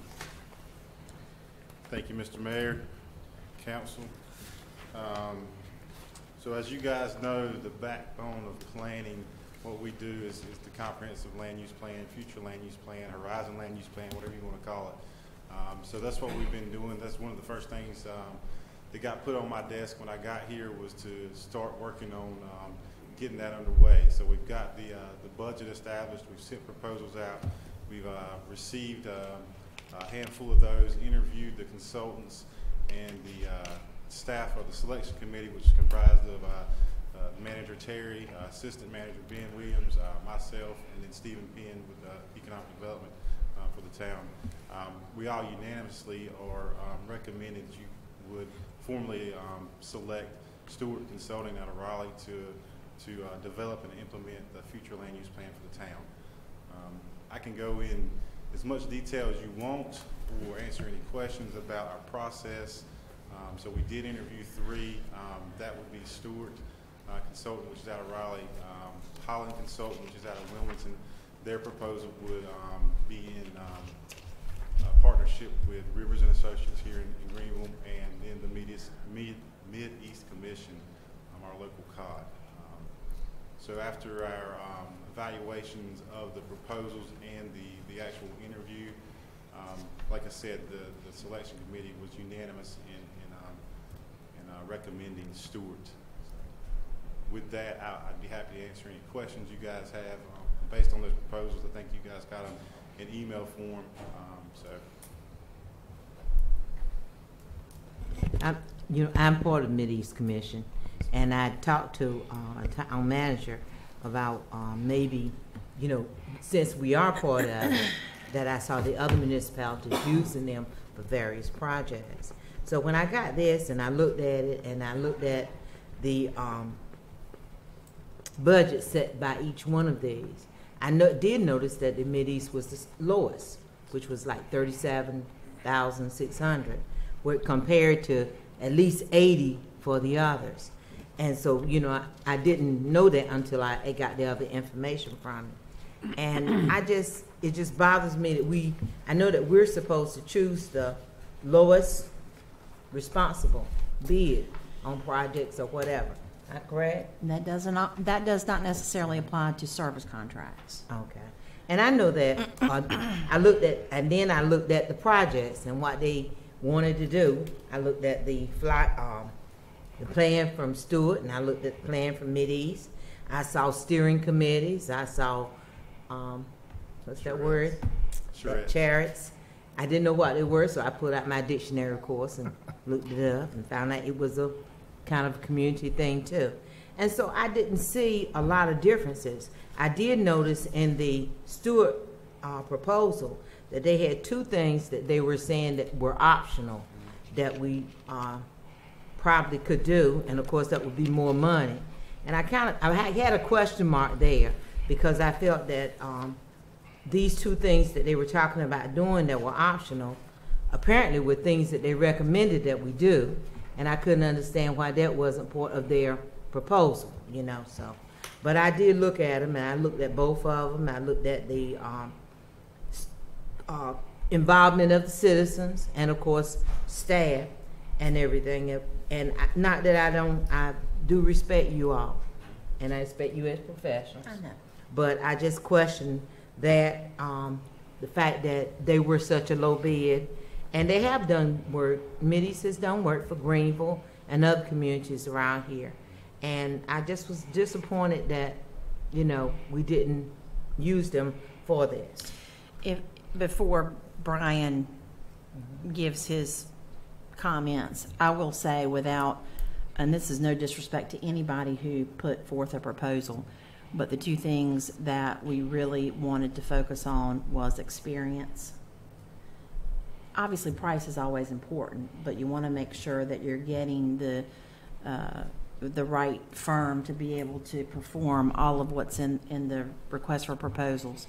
The options that Stewart put forward it's not something we requested.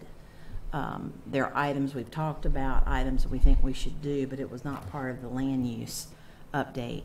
With that said, it's about experience, and it's about the staff to be able to get the project done, because this is a pretty big project. So we felt like under the circumstances, Stewart comes with the most municipal land use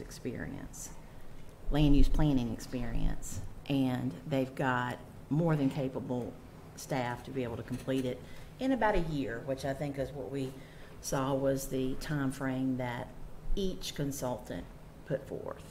So that's just. I was just going to say, I sit on the Southwest Bypass Planning Committee, and Stewart was handling that, and dealing with them on that Southwest Bypass Planning Committee, and saw how they handle the municipalities that was involved, and how they brought forth everything, and how they kept the meetings going and everything. When I saw this and I looked at the other ones, I thought that Stewart would be a good fit for the town,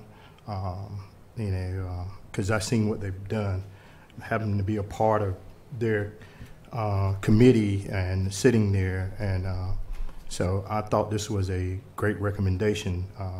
No slack or slight against any other the competitors that was there, but I just thought,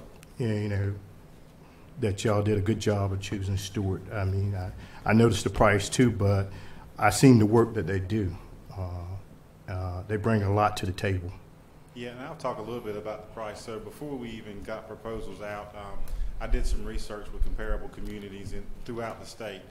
So you were looking anywhere with a range from 80 to 100,000. That's why we set the budget where we were at. So when you have two proposals that come in around that mark, and then one that's significantly lower, it automatically sends a red flag up. I think Terry said it when she was talking, but the lack of staff that the Mideast is going to have compared to the other consulting firms is a big indicator of what we didn't want to. We didn't want to be 6 months into this thing and figure out that they're not staffed properly enough to provide us with simple GIS capabilities. Where we need maps, where we need the ability for them to come talk to you guys, and they're stretched thin going to whatever communities they are. So the staffing component is a big part of it. The price, obviously, we saw the price as a positive point for them, but at the same time, looking at the research we put into it and knowing how much we were going to have to spend to get a good product at the end of the day, we felt really comfortable going with Stewart and their proposal.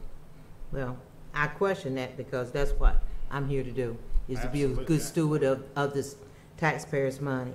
And I know that Mideast, of course, they're going to be lower because of the fact that they are a council government. Sure. They're already set up, and they're supposed to do things for their member cities and member counties for a lower price. So that didn't faze me as much as the difference in it and everything. I know that this steward is already here and already working.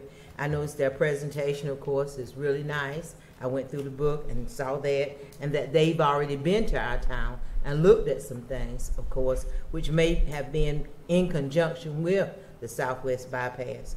And I know that was the Southwest Bypass, of course, is a state project, right? That's yeah, well, it's everything's yes, done ma'am. by the state with Yes, it, I'm assuming. The land use plan is not a state. I know, that's what I was thinking. There was some MPO funds in there, Okay, but there was okay. some in-kind that went from the county, and but for the most part, there were some MPO funds in there. And, Gotcha. and another thing, we've been attending all these meetings talking about economic development and regional approach to it. And I feel like Mideast is part of that regional approach to economic development. They can't grow unless they have projects that are larger in scope.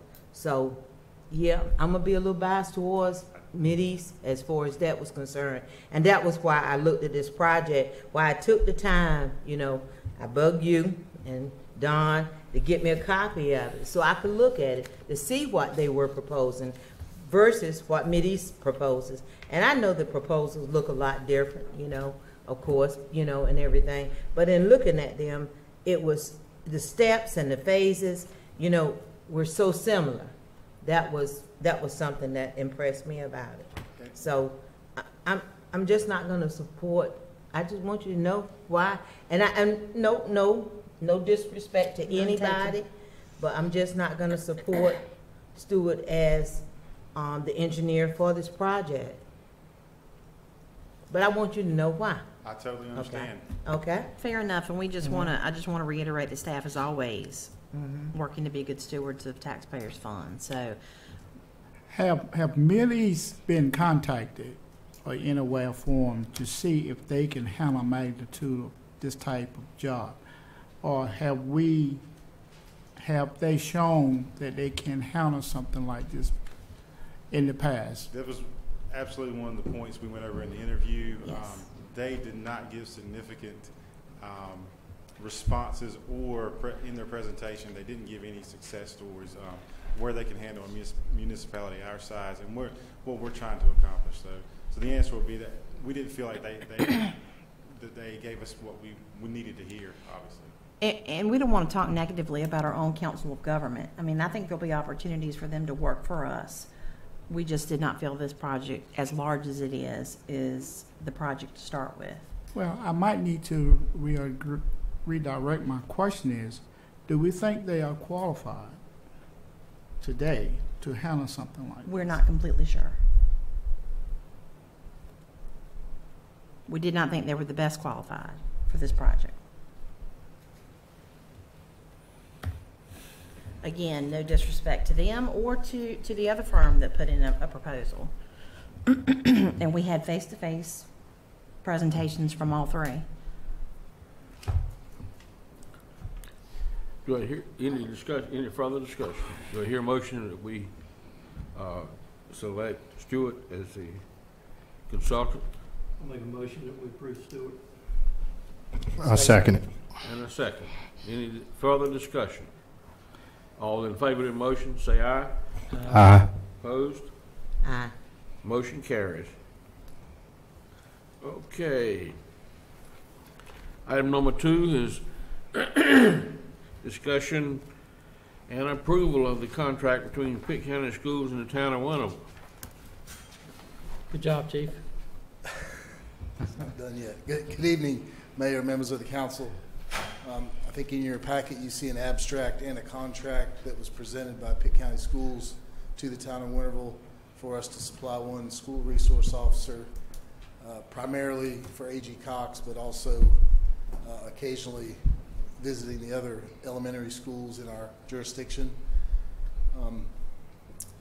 We've read through the contract. The town attorney has also looked over it, town manager obviously, and we feel it's a great opportunity to take that over from a part-time sheriff's deputy and build relationships with the children in our own town, with the parents in our own town, and maybe it'll grow from there as we go forward.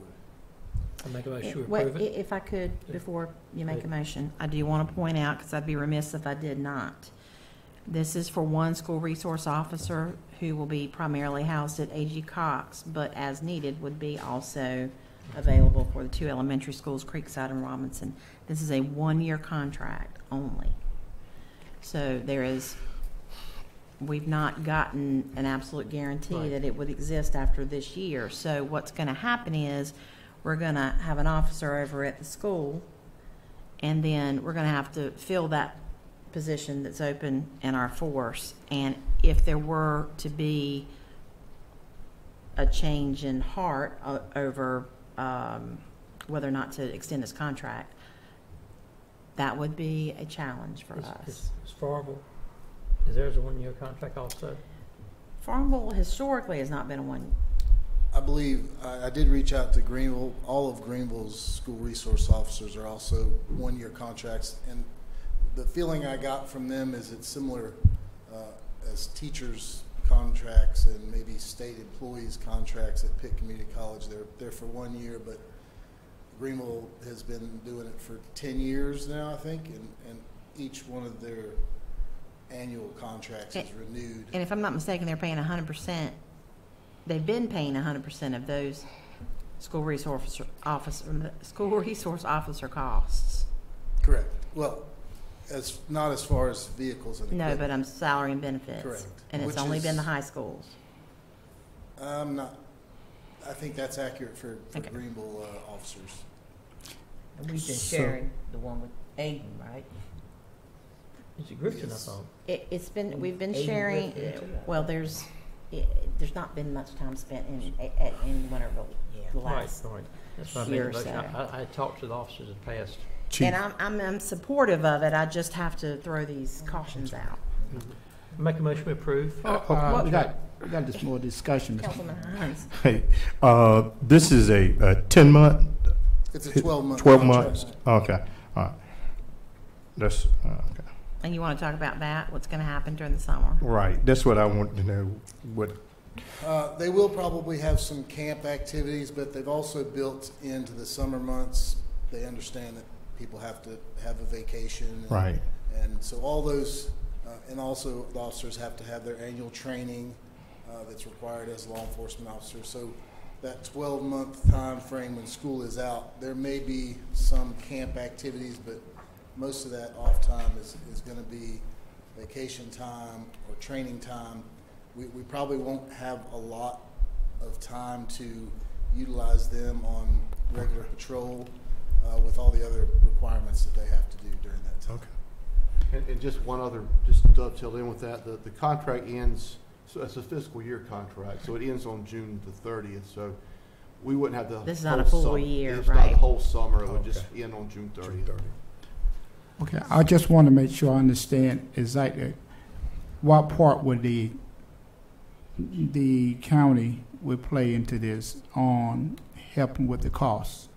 They're going to pay the salary and benefits fully for the officer. We would supply vehicle and equipment, uniforms. They're doing salary and benefits fully. And now, I know you said one of our officers, right? Correct. Now, we're going to take someone from our existing force and have them trained to be a resource officer? More than likely, the requirements for school resource officers, you have to have some experience. Yeah.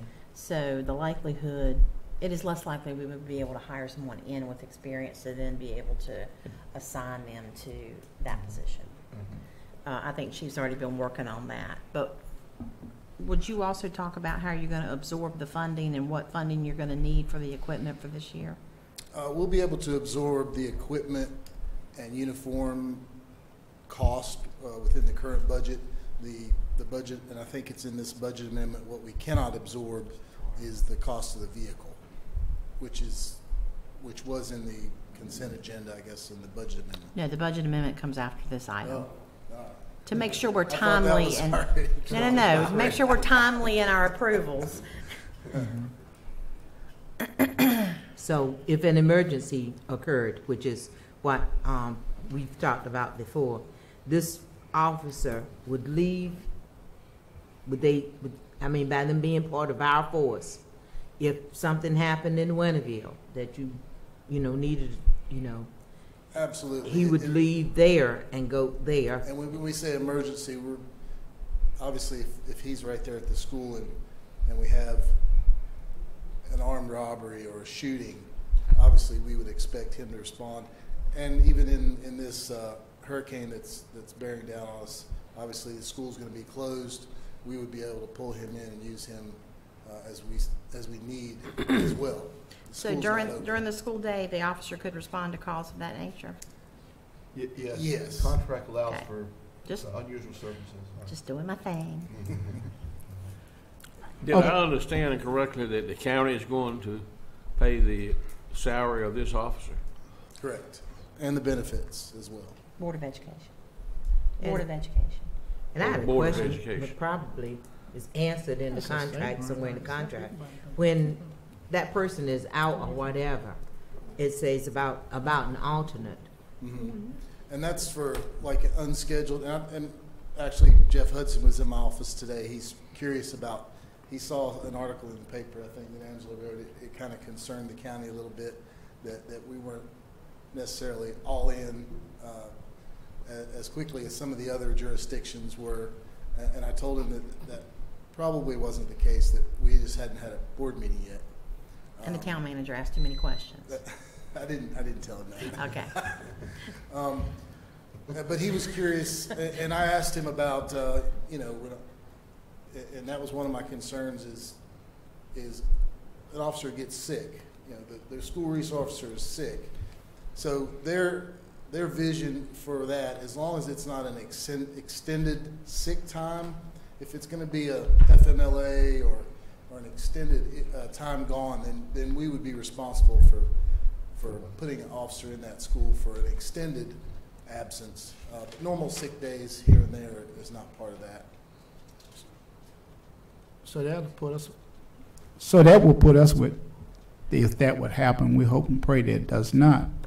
That'll put us too short then, right? Well, we would, for a short period like that, we would reach out first to the reserve force and second to folks that were off. Yes. During that time. Okay. And they'd be able to come in. That's what's good about reserve officers. Yes. Officers. I have a motion. Getting back to the vehicle part of it, did you say that we probably will have to do something different for a vehicle for this resource officer? Well, one of the requirements is that they have a vehicle, and it would also add another officer to our total force, which then adds a vehicle to our fleet So there's that the we don't currently have. There's a purchase of a new vehicle in the budget amendment, which I believes follows this discussion. Okay, you rather wait until you get there? It's part of the budget amendment approval. Oh, okay. And that's why we waited to put the budget amendment after this discussion to make sure this one went forward first. Gotcha. Okay.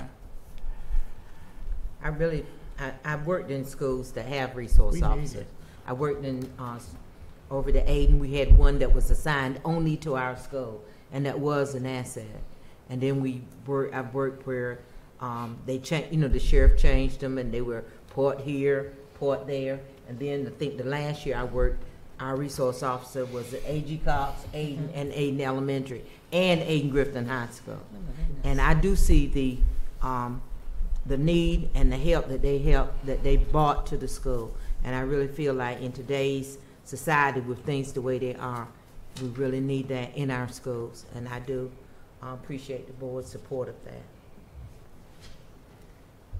So, if you don't have a second, I'll give you a second.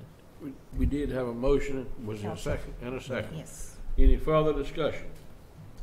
All in favor of the motion say aye. Aye. Opposed? Motion carries. Thank you, Chief. Thanks, Chief.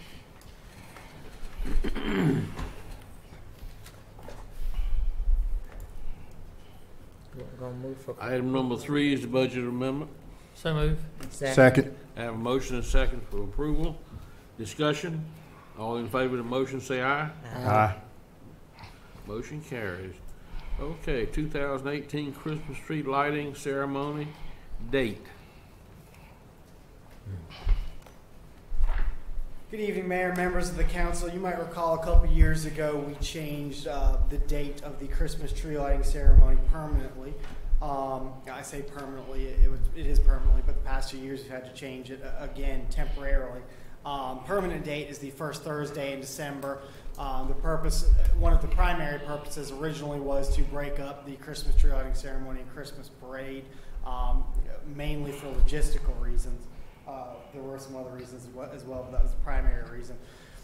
Last year and this year, the Christmas tree lighting ceremony, because the first Thursday in December fell in the same week as the parade. Last year we requested to move the Christmas tree lighting ceremony. It was approved, so we're asking the same thing again. To move the Christmas tree lighting ceremony this year to November 29th, rather than what it would be December 6th, the first Thursday in December.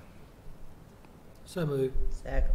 I have a motion and a second to approve changing it to excuse me, November 29th. Any discussion? All in favor of the motion say aye. Aye. Opposed? Motion carries. Thank you. And you can also celebrate my wedding anniversary. Oh, right. Oh, big night. Congratulations. Okay. Good to have those. Other agenda items, number 12. I have something I'd like to see on the agenda. I had a discussion with our intern that we had earlier, Josh Walston, back here in December. And we was talking about honoring Mr. Cooper, Yes. the past councilman, retiring this picture and dedicating it to his family, having our next meeting, have his family come and present him his photo that's out there. Josh got a little ahead of me. I wasn't aware we were doing it the next meeting because we're trying. But no, I just should recommend. That's Right. fine. We were just trying to get. We need to have new photos taken of council, so we're trying to work on finding a photographer to do that. But we can certainly do it next meeting if The that's. thing is, we have 2 of the members who died with office also in the last 20 years. Velma, Wayne. Oh, wow. If you do one, probably need to do all 3 of them. Right. Do we have pictures of the others? No. I'm sure we can try to get pictures of the others also. It took us 2 years to get those mayors in the back. Wait. It took 2 years. We can certainly work on that. I think it would be a great service to the community for their hard work that they put in. Yeah. If we would honor them all. All I mean, 3 of them. I think it would be a nice gesture. Second motion. Okay. Mayor, Have a vote on it. going back to the Mid-East situation that, you know, by them placing their bid like they did, and by us not knowing their qualification, is there any way that we can make sure that when ones place their bids in for any jobs that we have, that they make sure that they put their qualification of the need that we are asking for? They put their qualifications in their proposals. Okay. Did I miss something? Well, I think it might be something that I'm missing, and we might need to have a little workshop on that. I'm talking about not just on that subject, but on, you know, acquiring contracts. I just want to make sure I understand what you're asking, because any times that we go out and try to procure services, we ask for their qualifications. Right.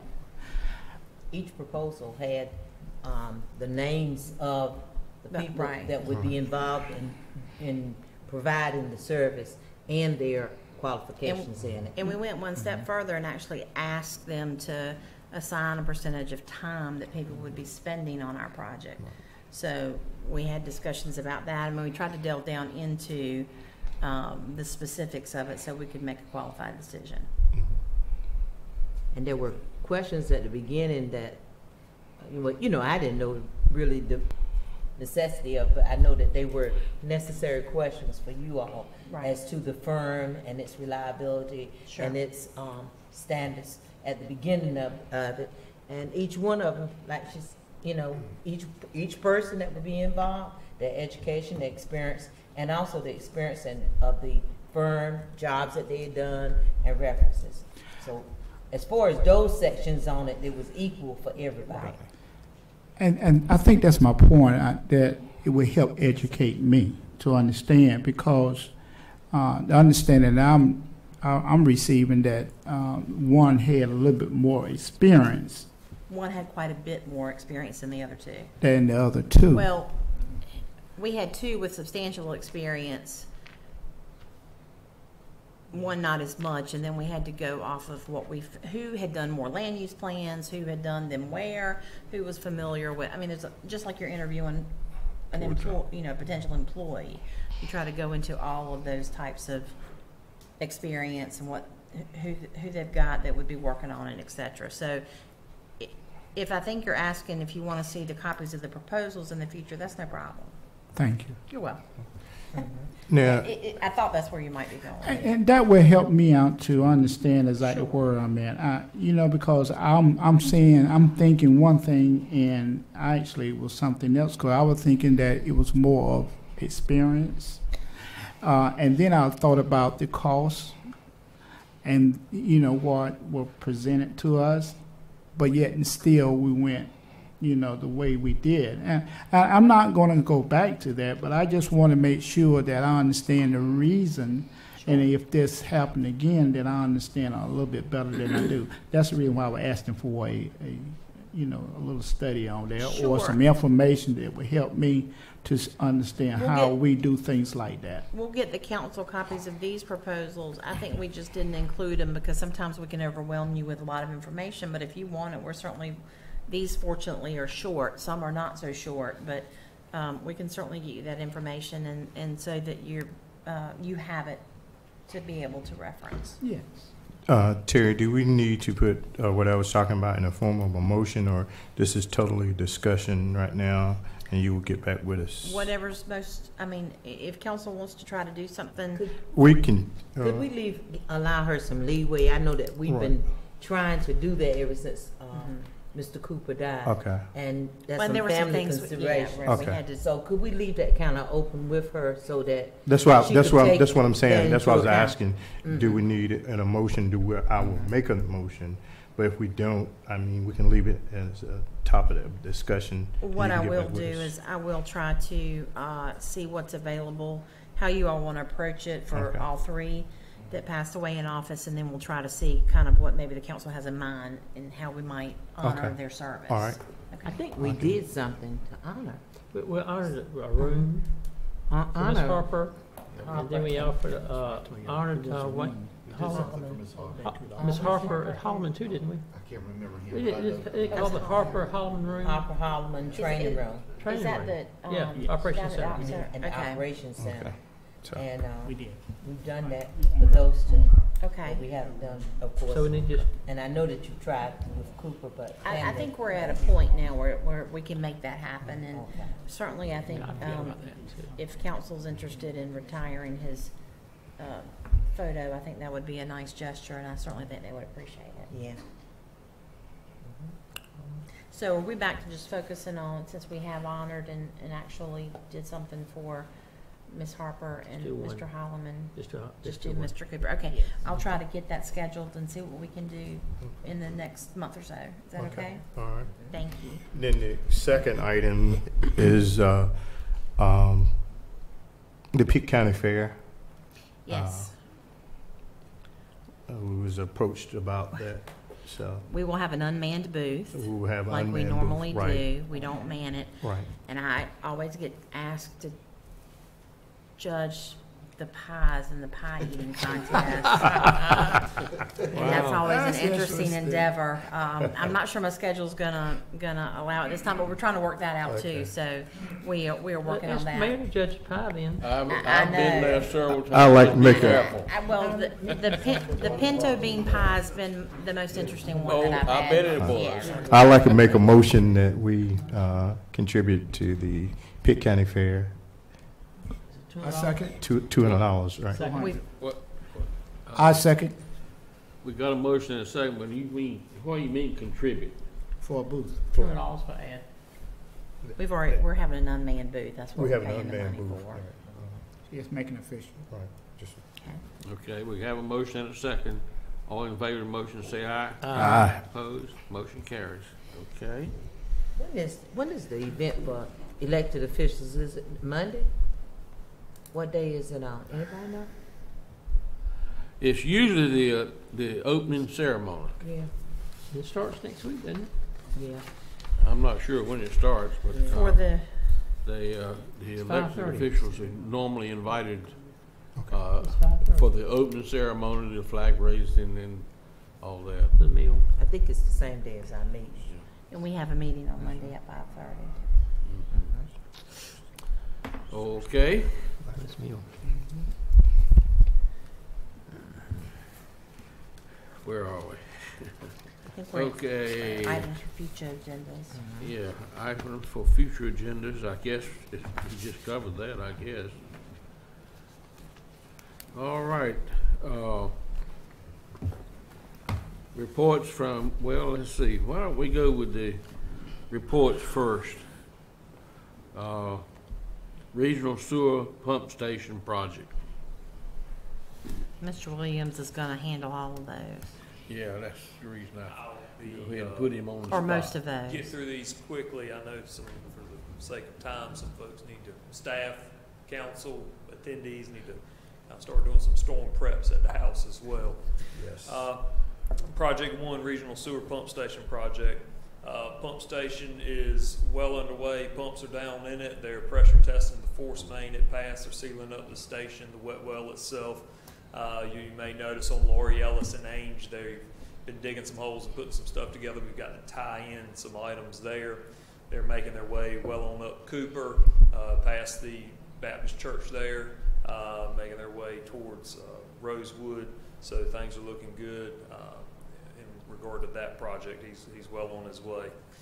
Chapman Street Culvert, we talked a little bit about that. The staff has had some discussions with the engineer on some preliminary designs that they've come up with, confirmed their hydraulic analysis for the sizing of the culvert. We've touched base with them, sent them back to the drawing board on a couple of things. They'll be getting back with us, I believe, next week. Are we still working on the other end to tie that in, hopefully going towards Mill As we Street? talked about previously, we've got a certain amount of funding. We're designing for the replacement of the culvert. There's some shoring up of the upstream and downstream of that. We've conveyed to the engineer there are some areas along the canal that are suffering from some erosion, and if we have money within the budget there, then we can address them. I believe if that answers. If we have some money. If there's funding in there that we have available, then we can tackle it. If not, then we'll have to come back and discuss that, where that money's going to come from if the improvements are, if for lack of a better term, an emergency and a property or life safety issue there. So they're taking that into consideration. The SRF application, we've talked about that. We have put out the advertisement for the engineering services on that. We look to be getting responses back at the end of this month. Skip down, you heard about the Horizon Land Use Plan, the multi-purpose building site plan. Staff has looked at our previous studies and the surveys to identify items and programs that need to go into the building, but until we have a actual piece of property, it's kind of hard to design the building footprint We kind of know everything we want to go in it, but we need to know where we can put it, orient it, and how much, if we can use one, if we have to use one room for multiple things, or if we have enough area that we can make one room for its own thing. So we're still working through that. Again, the nailing down the site is critical in order to lay out where the building is going to go and how it's going to look. We have executed, and we're going to be talking with the engineer on the town common plan to get a master plan drawn up for that entire site. Staff's kind of gone through, had discussions with a consultant on that. It is actually ARC Consulting, Brian Fagundes, who was here this evening. His company worked on the clock tower layout and the reworking of the sidewalk there. They're very familiar with the area. They provided us a good proposal, so we entered into that contract with them to crank out that work. They have actually we've already started coordinating with some surveying that may be going on there in the near future. So you may see some trucks, flags, and guys standing out there. Evan touched on the resurfacing of the basketball courts, Fork Swamp Greenway project. Staff has had some meetings with some of the involved agencies as well as the consultant. We've put out information to the area residents back there that some surveying is going to be going on, trying to identify the corridor and some environmental hurdles along that corridor. We've had some meetings with potential funding sources, permit agencies, partnerships with the city of Greenville, and tying into Boyd Lee Park over there. So we've kind of got a lot of things rolling all at the same time so we can hit some funding deadlines and present a good package in the spring for that project. Move back up to minimum housing code enforcement. We've been tackling the grass. Hopefully it'll start slowing down in the next month or so. Minimum housing, the town attorney's running his rabbit on the list of houses already prepared. As far as identifying new ones and tackling, we feel it's probably best now that we are, our former building inspector who was kind of leading the charge on that has left us, and we're working towards getting a new one in his place. We felt it'd be better for them to be in place to start the process on the new list, I would say, if you will, on that one.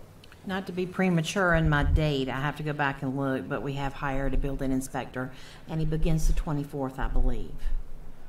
But don't quote me on that date, Angela. I have to go back and look. And you're not specifying which month? Full-time. He's full-time. And you gave no specific month? This month. Oh, okay, all right. Just of this month. Okay. This is the full-time. We're still nailing down the part-time inspector. And I think that's all of them there. Any questions? Thank you. Thank you. Okay, any staff member that would like to come forward and make a comment?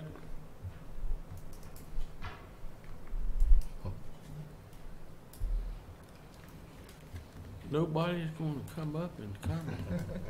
Don't tempt Evan. He'll come back.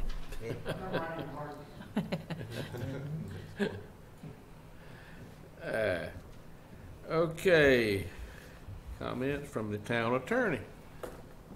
Thank you, Mayor. I have no report per se as the town attorney, but just for a moment, as a member of the Watermelon Festival Committee, I want to thank this board for all its support. I want to certainly thank staff. I know there was a tremendous amount of time investment by staff, and just want to say we couldn't do it without you. I think by any measure it was a successful festival. Certainly if you look at attendance, if you just use that one thing, if you look at Saturday evening, in my humble opinion, I think Charlie Daniels that year was probably a little bigger attendance, but we certainly had a lot of people there. I think it was a well-behaved group overall.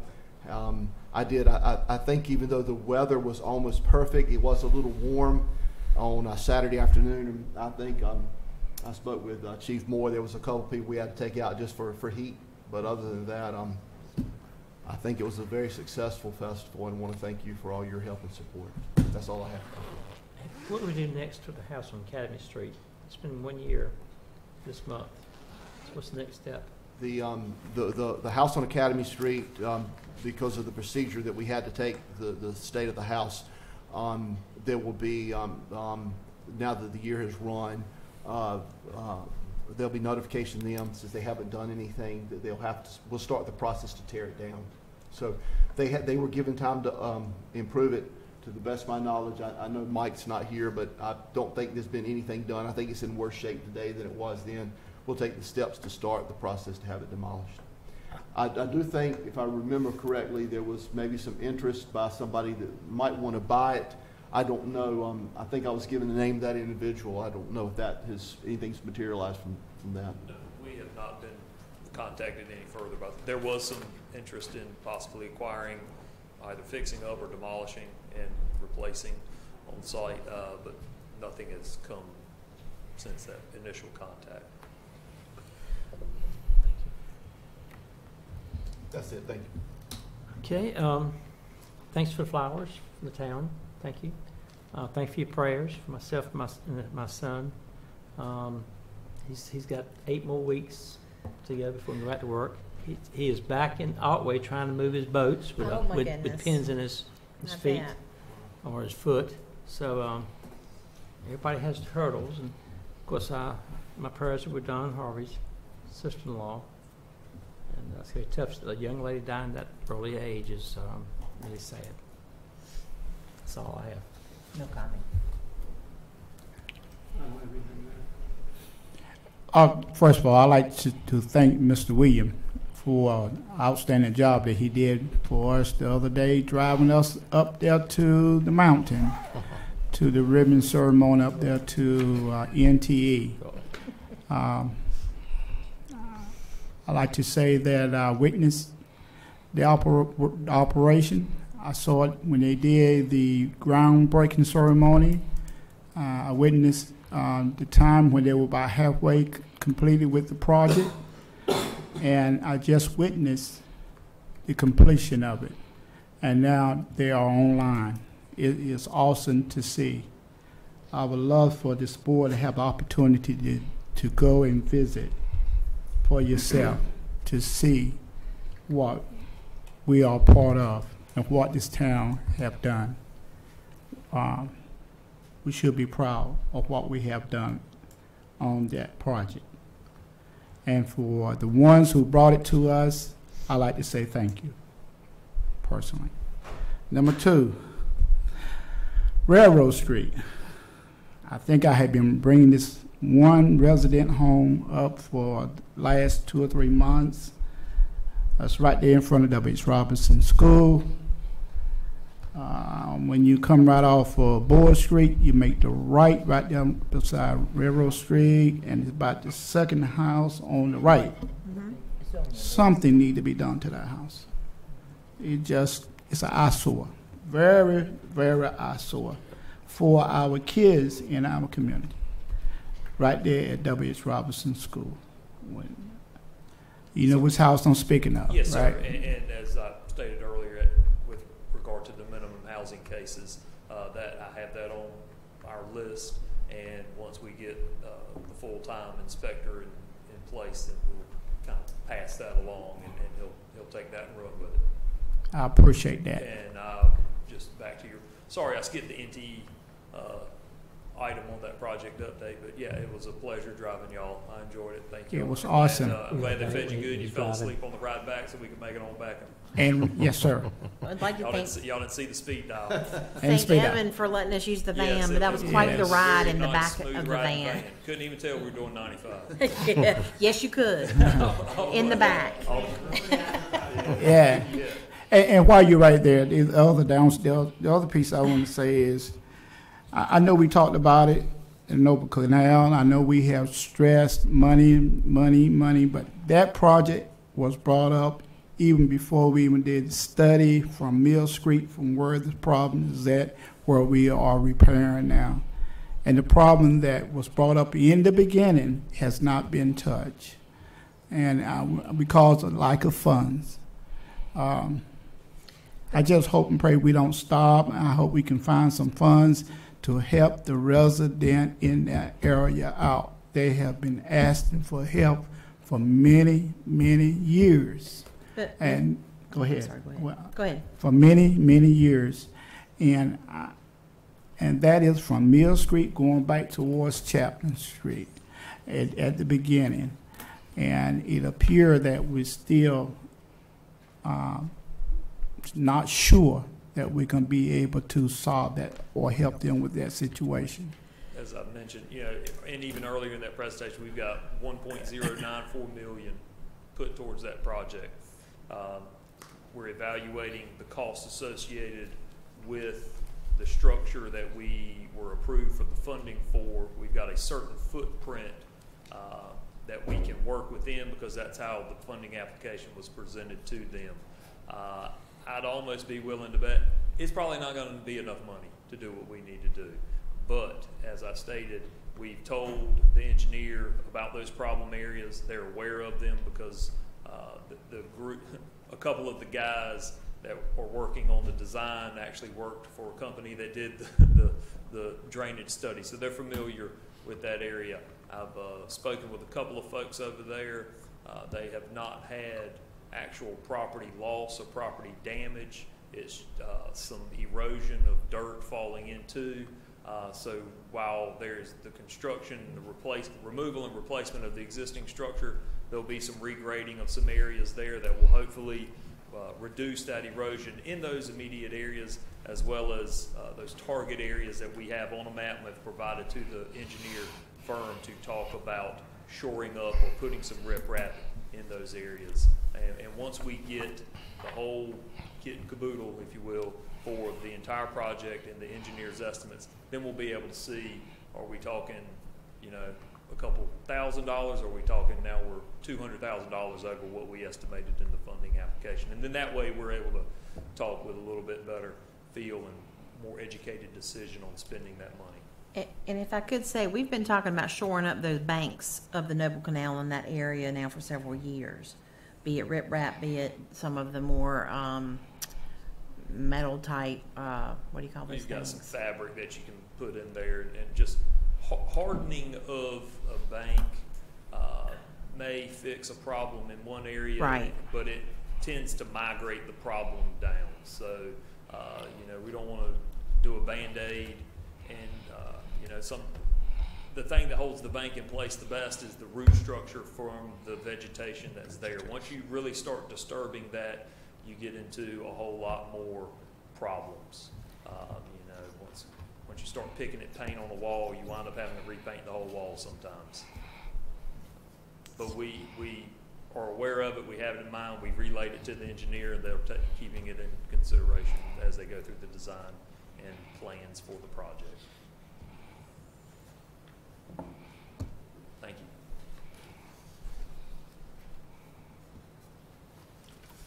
Oh, me?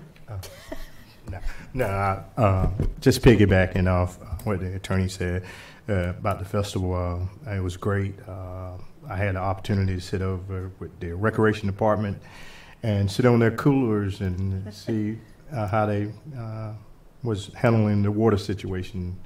And I think they did pretty well. I was just in their way, but all in all, it was great. It was a great festival. I think it was a great turnout for the town. But going forward here, with the storm coming, to all the department heads, I'm praying that y'all be safe and that y'all can maneuver and do what you need to do and help everybody. So we'll be praying for you all. Okay. I received a phone call today, and I told them I'd try to get an answer tonight. The ditch that runs from Church Street over to Reedy Branch Road, who is responsible for cleaning it out? I told them I thought that was in the county, but I wasn't sure. Yes, sir. I had a voicemail. They didn't leave a phone number, but it was Barbara McLawhorn. McLawhorn, yeah. The town's not responsible for that. That's Pitt County Drainage District. I believe they were calling about the pipe under Reedy Branch Road. That would be DOT. But that is not within the town limits. The town doesn't maintain that. We do have the sewer force main that goes through there. We maintain like the path just to be able to access the force main, but we're not responsible for that drainage ditch. That said, if there's an issue there, it does directly impact the town. And before Matthew, we did go down there and try to clean out front of those pipes. I don't know that we'll have time to do that. We've got a lot going on. If there's stuff there, I'll try to ride by there tomorrow and look at it. We can try to get down there, or I can try to call the county. But I bet Ms. Kim had 100 phone calls today of people calling in about ditches and clogged pipes and things. And half the stuff we went and looked at, there was no issues, and it takes staff time. I told her I'd get an answer tonight, and I think you gave it to me. So it's primarily, it seems that it is the tile under Reedy Branch Road. So that would be NCDOT. See, that was a bridge there when I was growing up. It didn't ever stop up. Maybe they need to put a bridge back. Yeah, it's just a pipe there now, because I've drove in it before. Yeah. Okay, I'll sure tell Ms. McLaughlin. And I will try to get in touch with DOT. I'll try to check it out in the morning if there is an issue. You know, just let her know though that I'm sure DOT, if we got 100 calls, they probably got 100,000 phone calls. Right. So. Well, of course, she used the term the ditch, so I don't know. It's that canal. It's right there. Yeah. Well, if it's the ditch, it's the drainage district. If it's yeah. the culvert, it's or the pipe, it's the DOT. Okay. All right. Thank you. Appreciate it. Let's see. Oh, yes. I would like to take this opportunity to thank Mr. Moy, Ben, and Robert for taking care of me and my wife up at Electric Cities. Y'all did a fantastic job of taking care of us, and I appreciate it. It takes a village, right? But I do really appreciate it. And along the lines with the Watermelon Festival, I don't even remember now where, but a doctor's appointment one day last week, a week before last, I forgot. And the nurse came in and she says, I want to tell you this. I went to the Watermelon Festival. I was the most relaxed. I had my children with me. There was nobody doing anything that they shouldn't have done, and she said, I thoroughly enjoyed it. It was really good. Okay, Ms. Parker. I was going to ask Mr. Harvey if you would go over the announcements real quick. Quick. Quick. I'll try to read it as accurately and quickly as possible. There is a special meeting for next Monday, September 17th, at 5:30 here in the Town Hall meeting room. Or no, we'll be in the executive conference room that evening. Say at 5:30? 5:30. Planning and Zoning Board meets in this room next Monday at 7 p.m.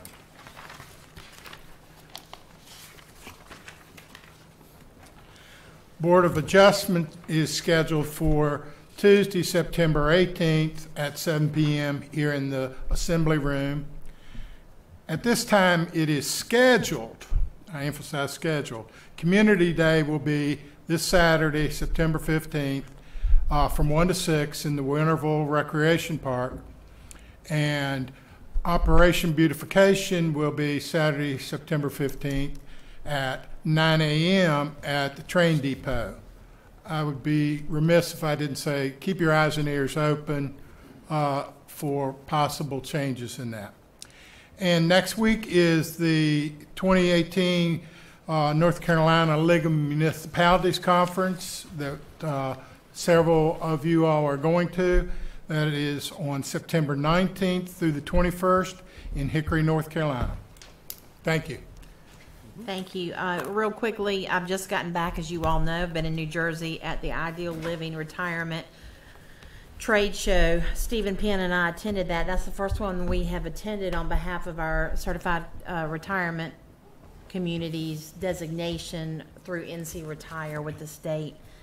And I will say that it was quite an education, and the NC Retire booth was probably without question one of the busiest in the entire show.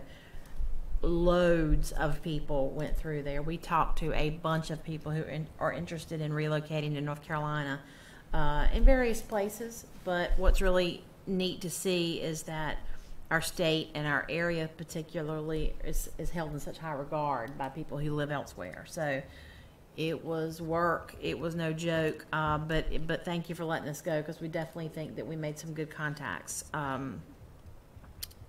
Thanks to the Watermelon Festival for everything they did for the festival. And I want to thank the staff as always. They've been working really hard to get things prepared for this week and what it may bring. So we'll be continuing to update you. I know I've been inundating you with Hurricane Florence emails, and I'll continue to do that so you'll be up to speed. But we will let you know before we get too much further into the week what we're doing and how we're preparing. Comment is 1999. Well,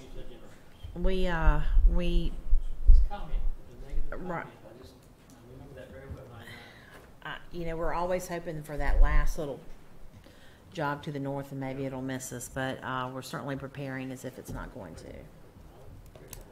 Well, it also floods on Main Street at Mill. It has been for the last 70 years. It floods a lot of places. That's right. That's right. And we'll probably That's flood right. this weekend if Probably. we get the rain. Have a motion and a second to adjourn. All in favor, say aye. Aye. Opposed? Okay. Goodness. For a change. Oh, Lordy. Ooh. Thank y'all.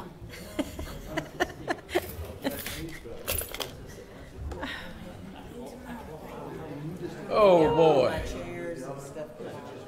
Yes. There was something I was going to. Oh, I know.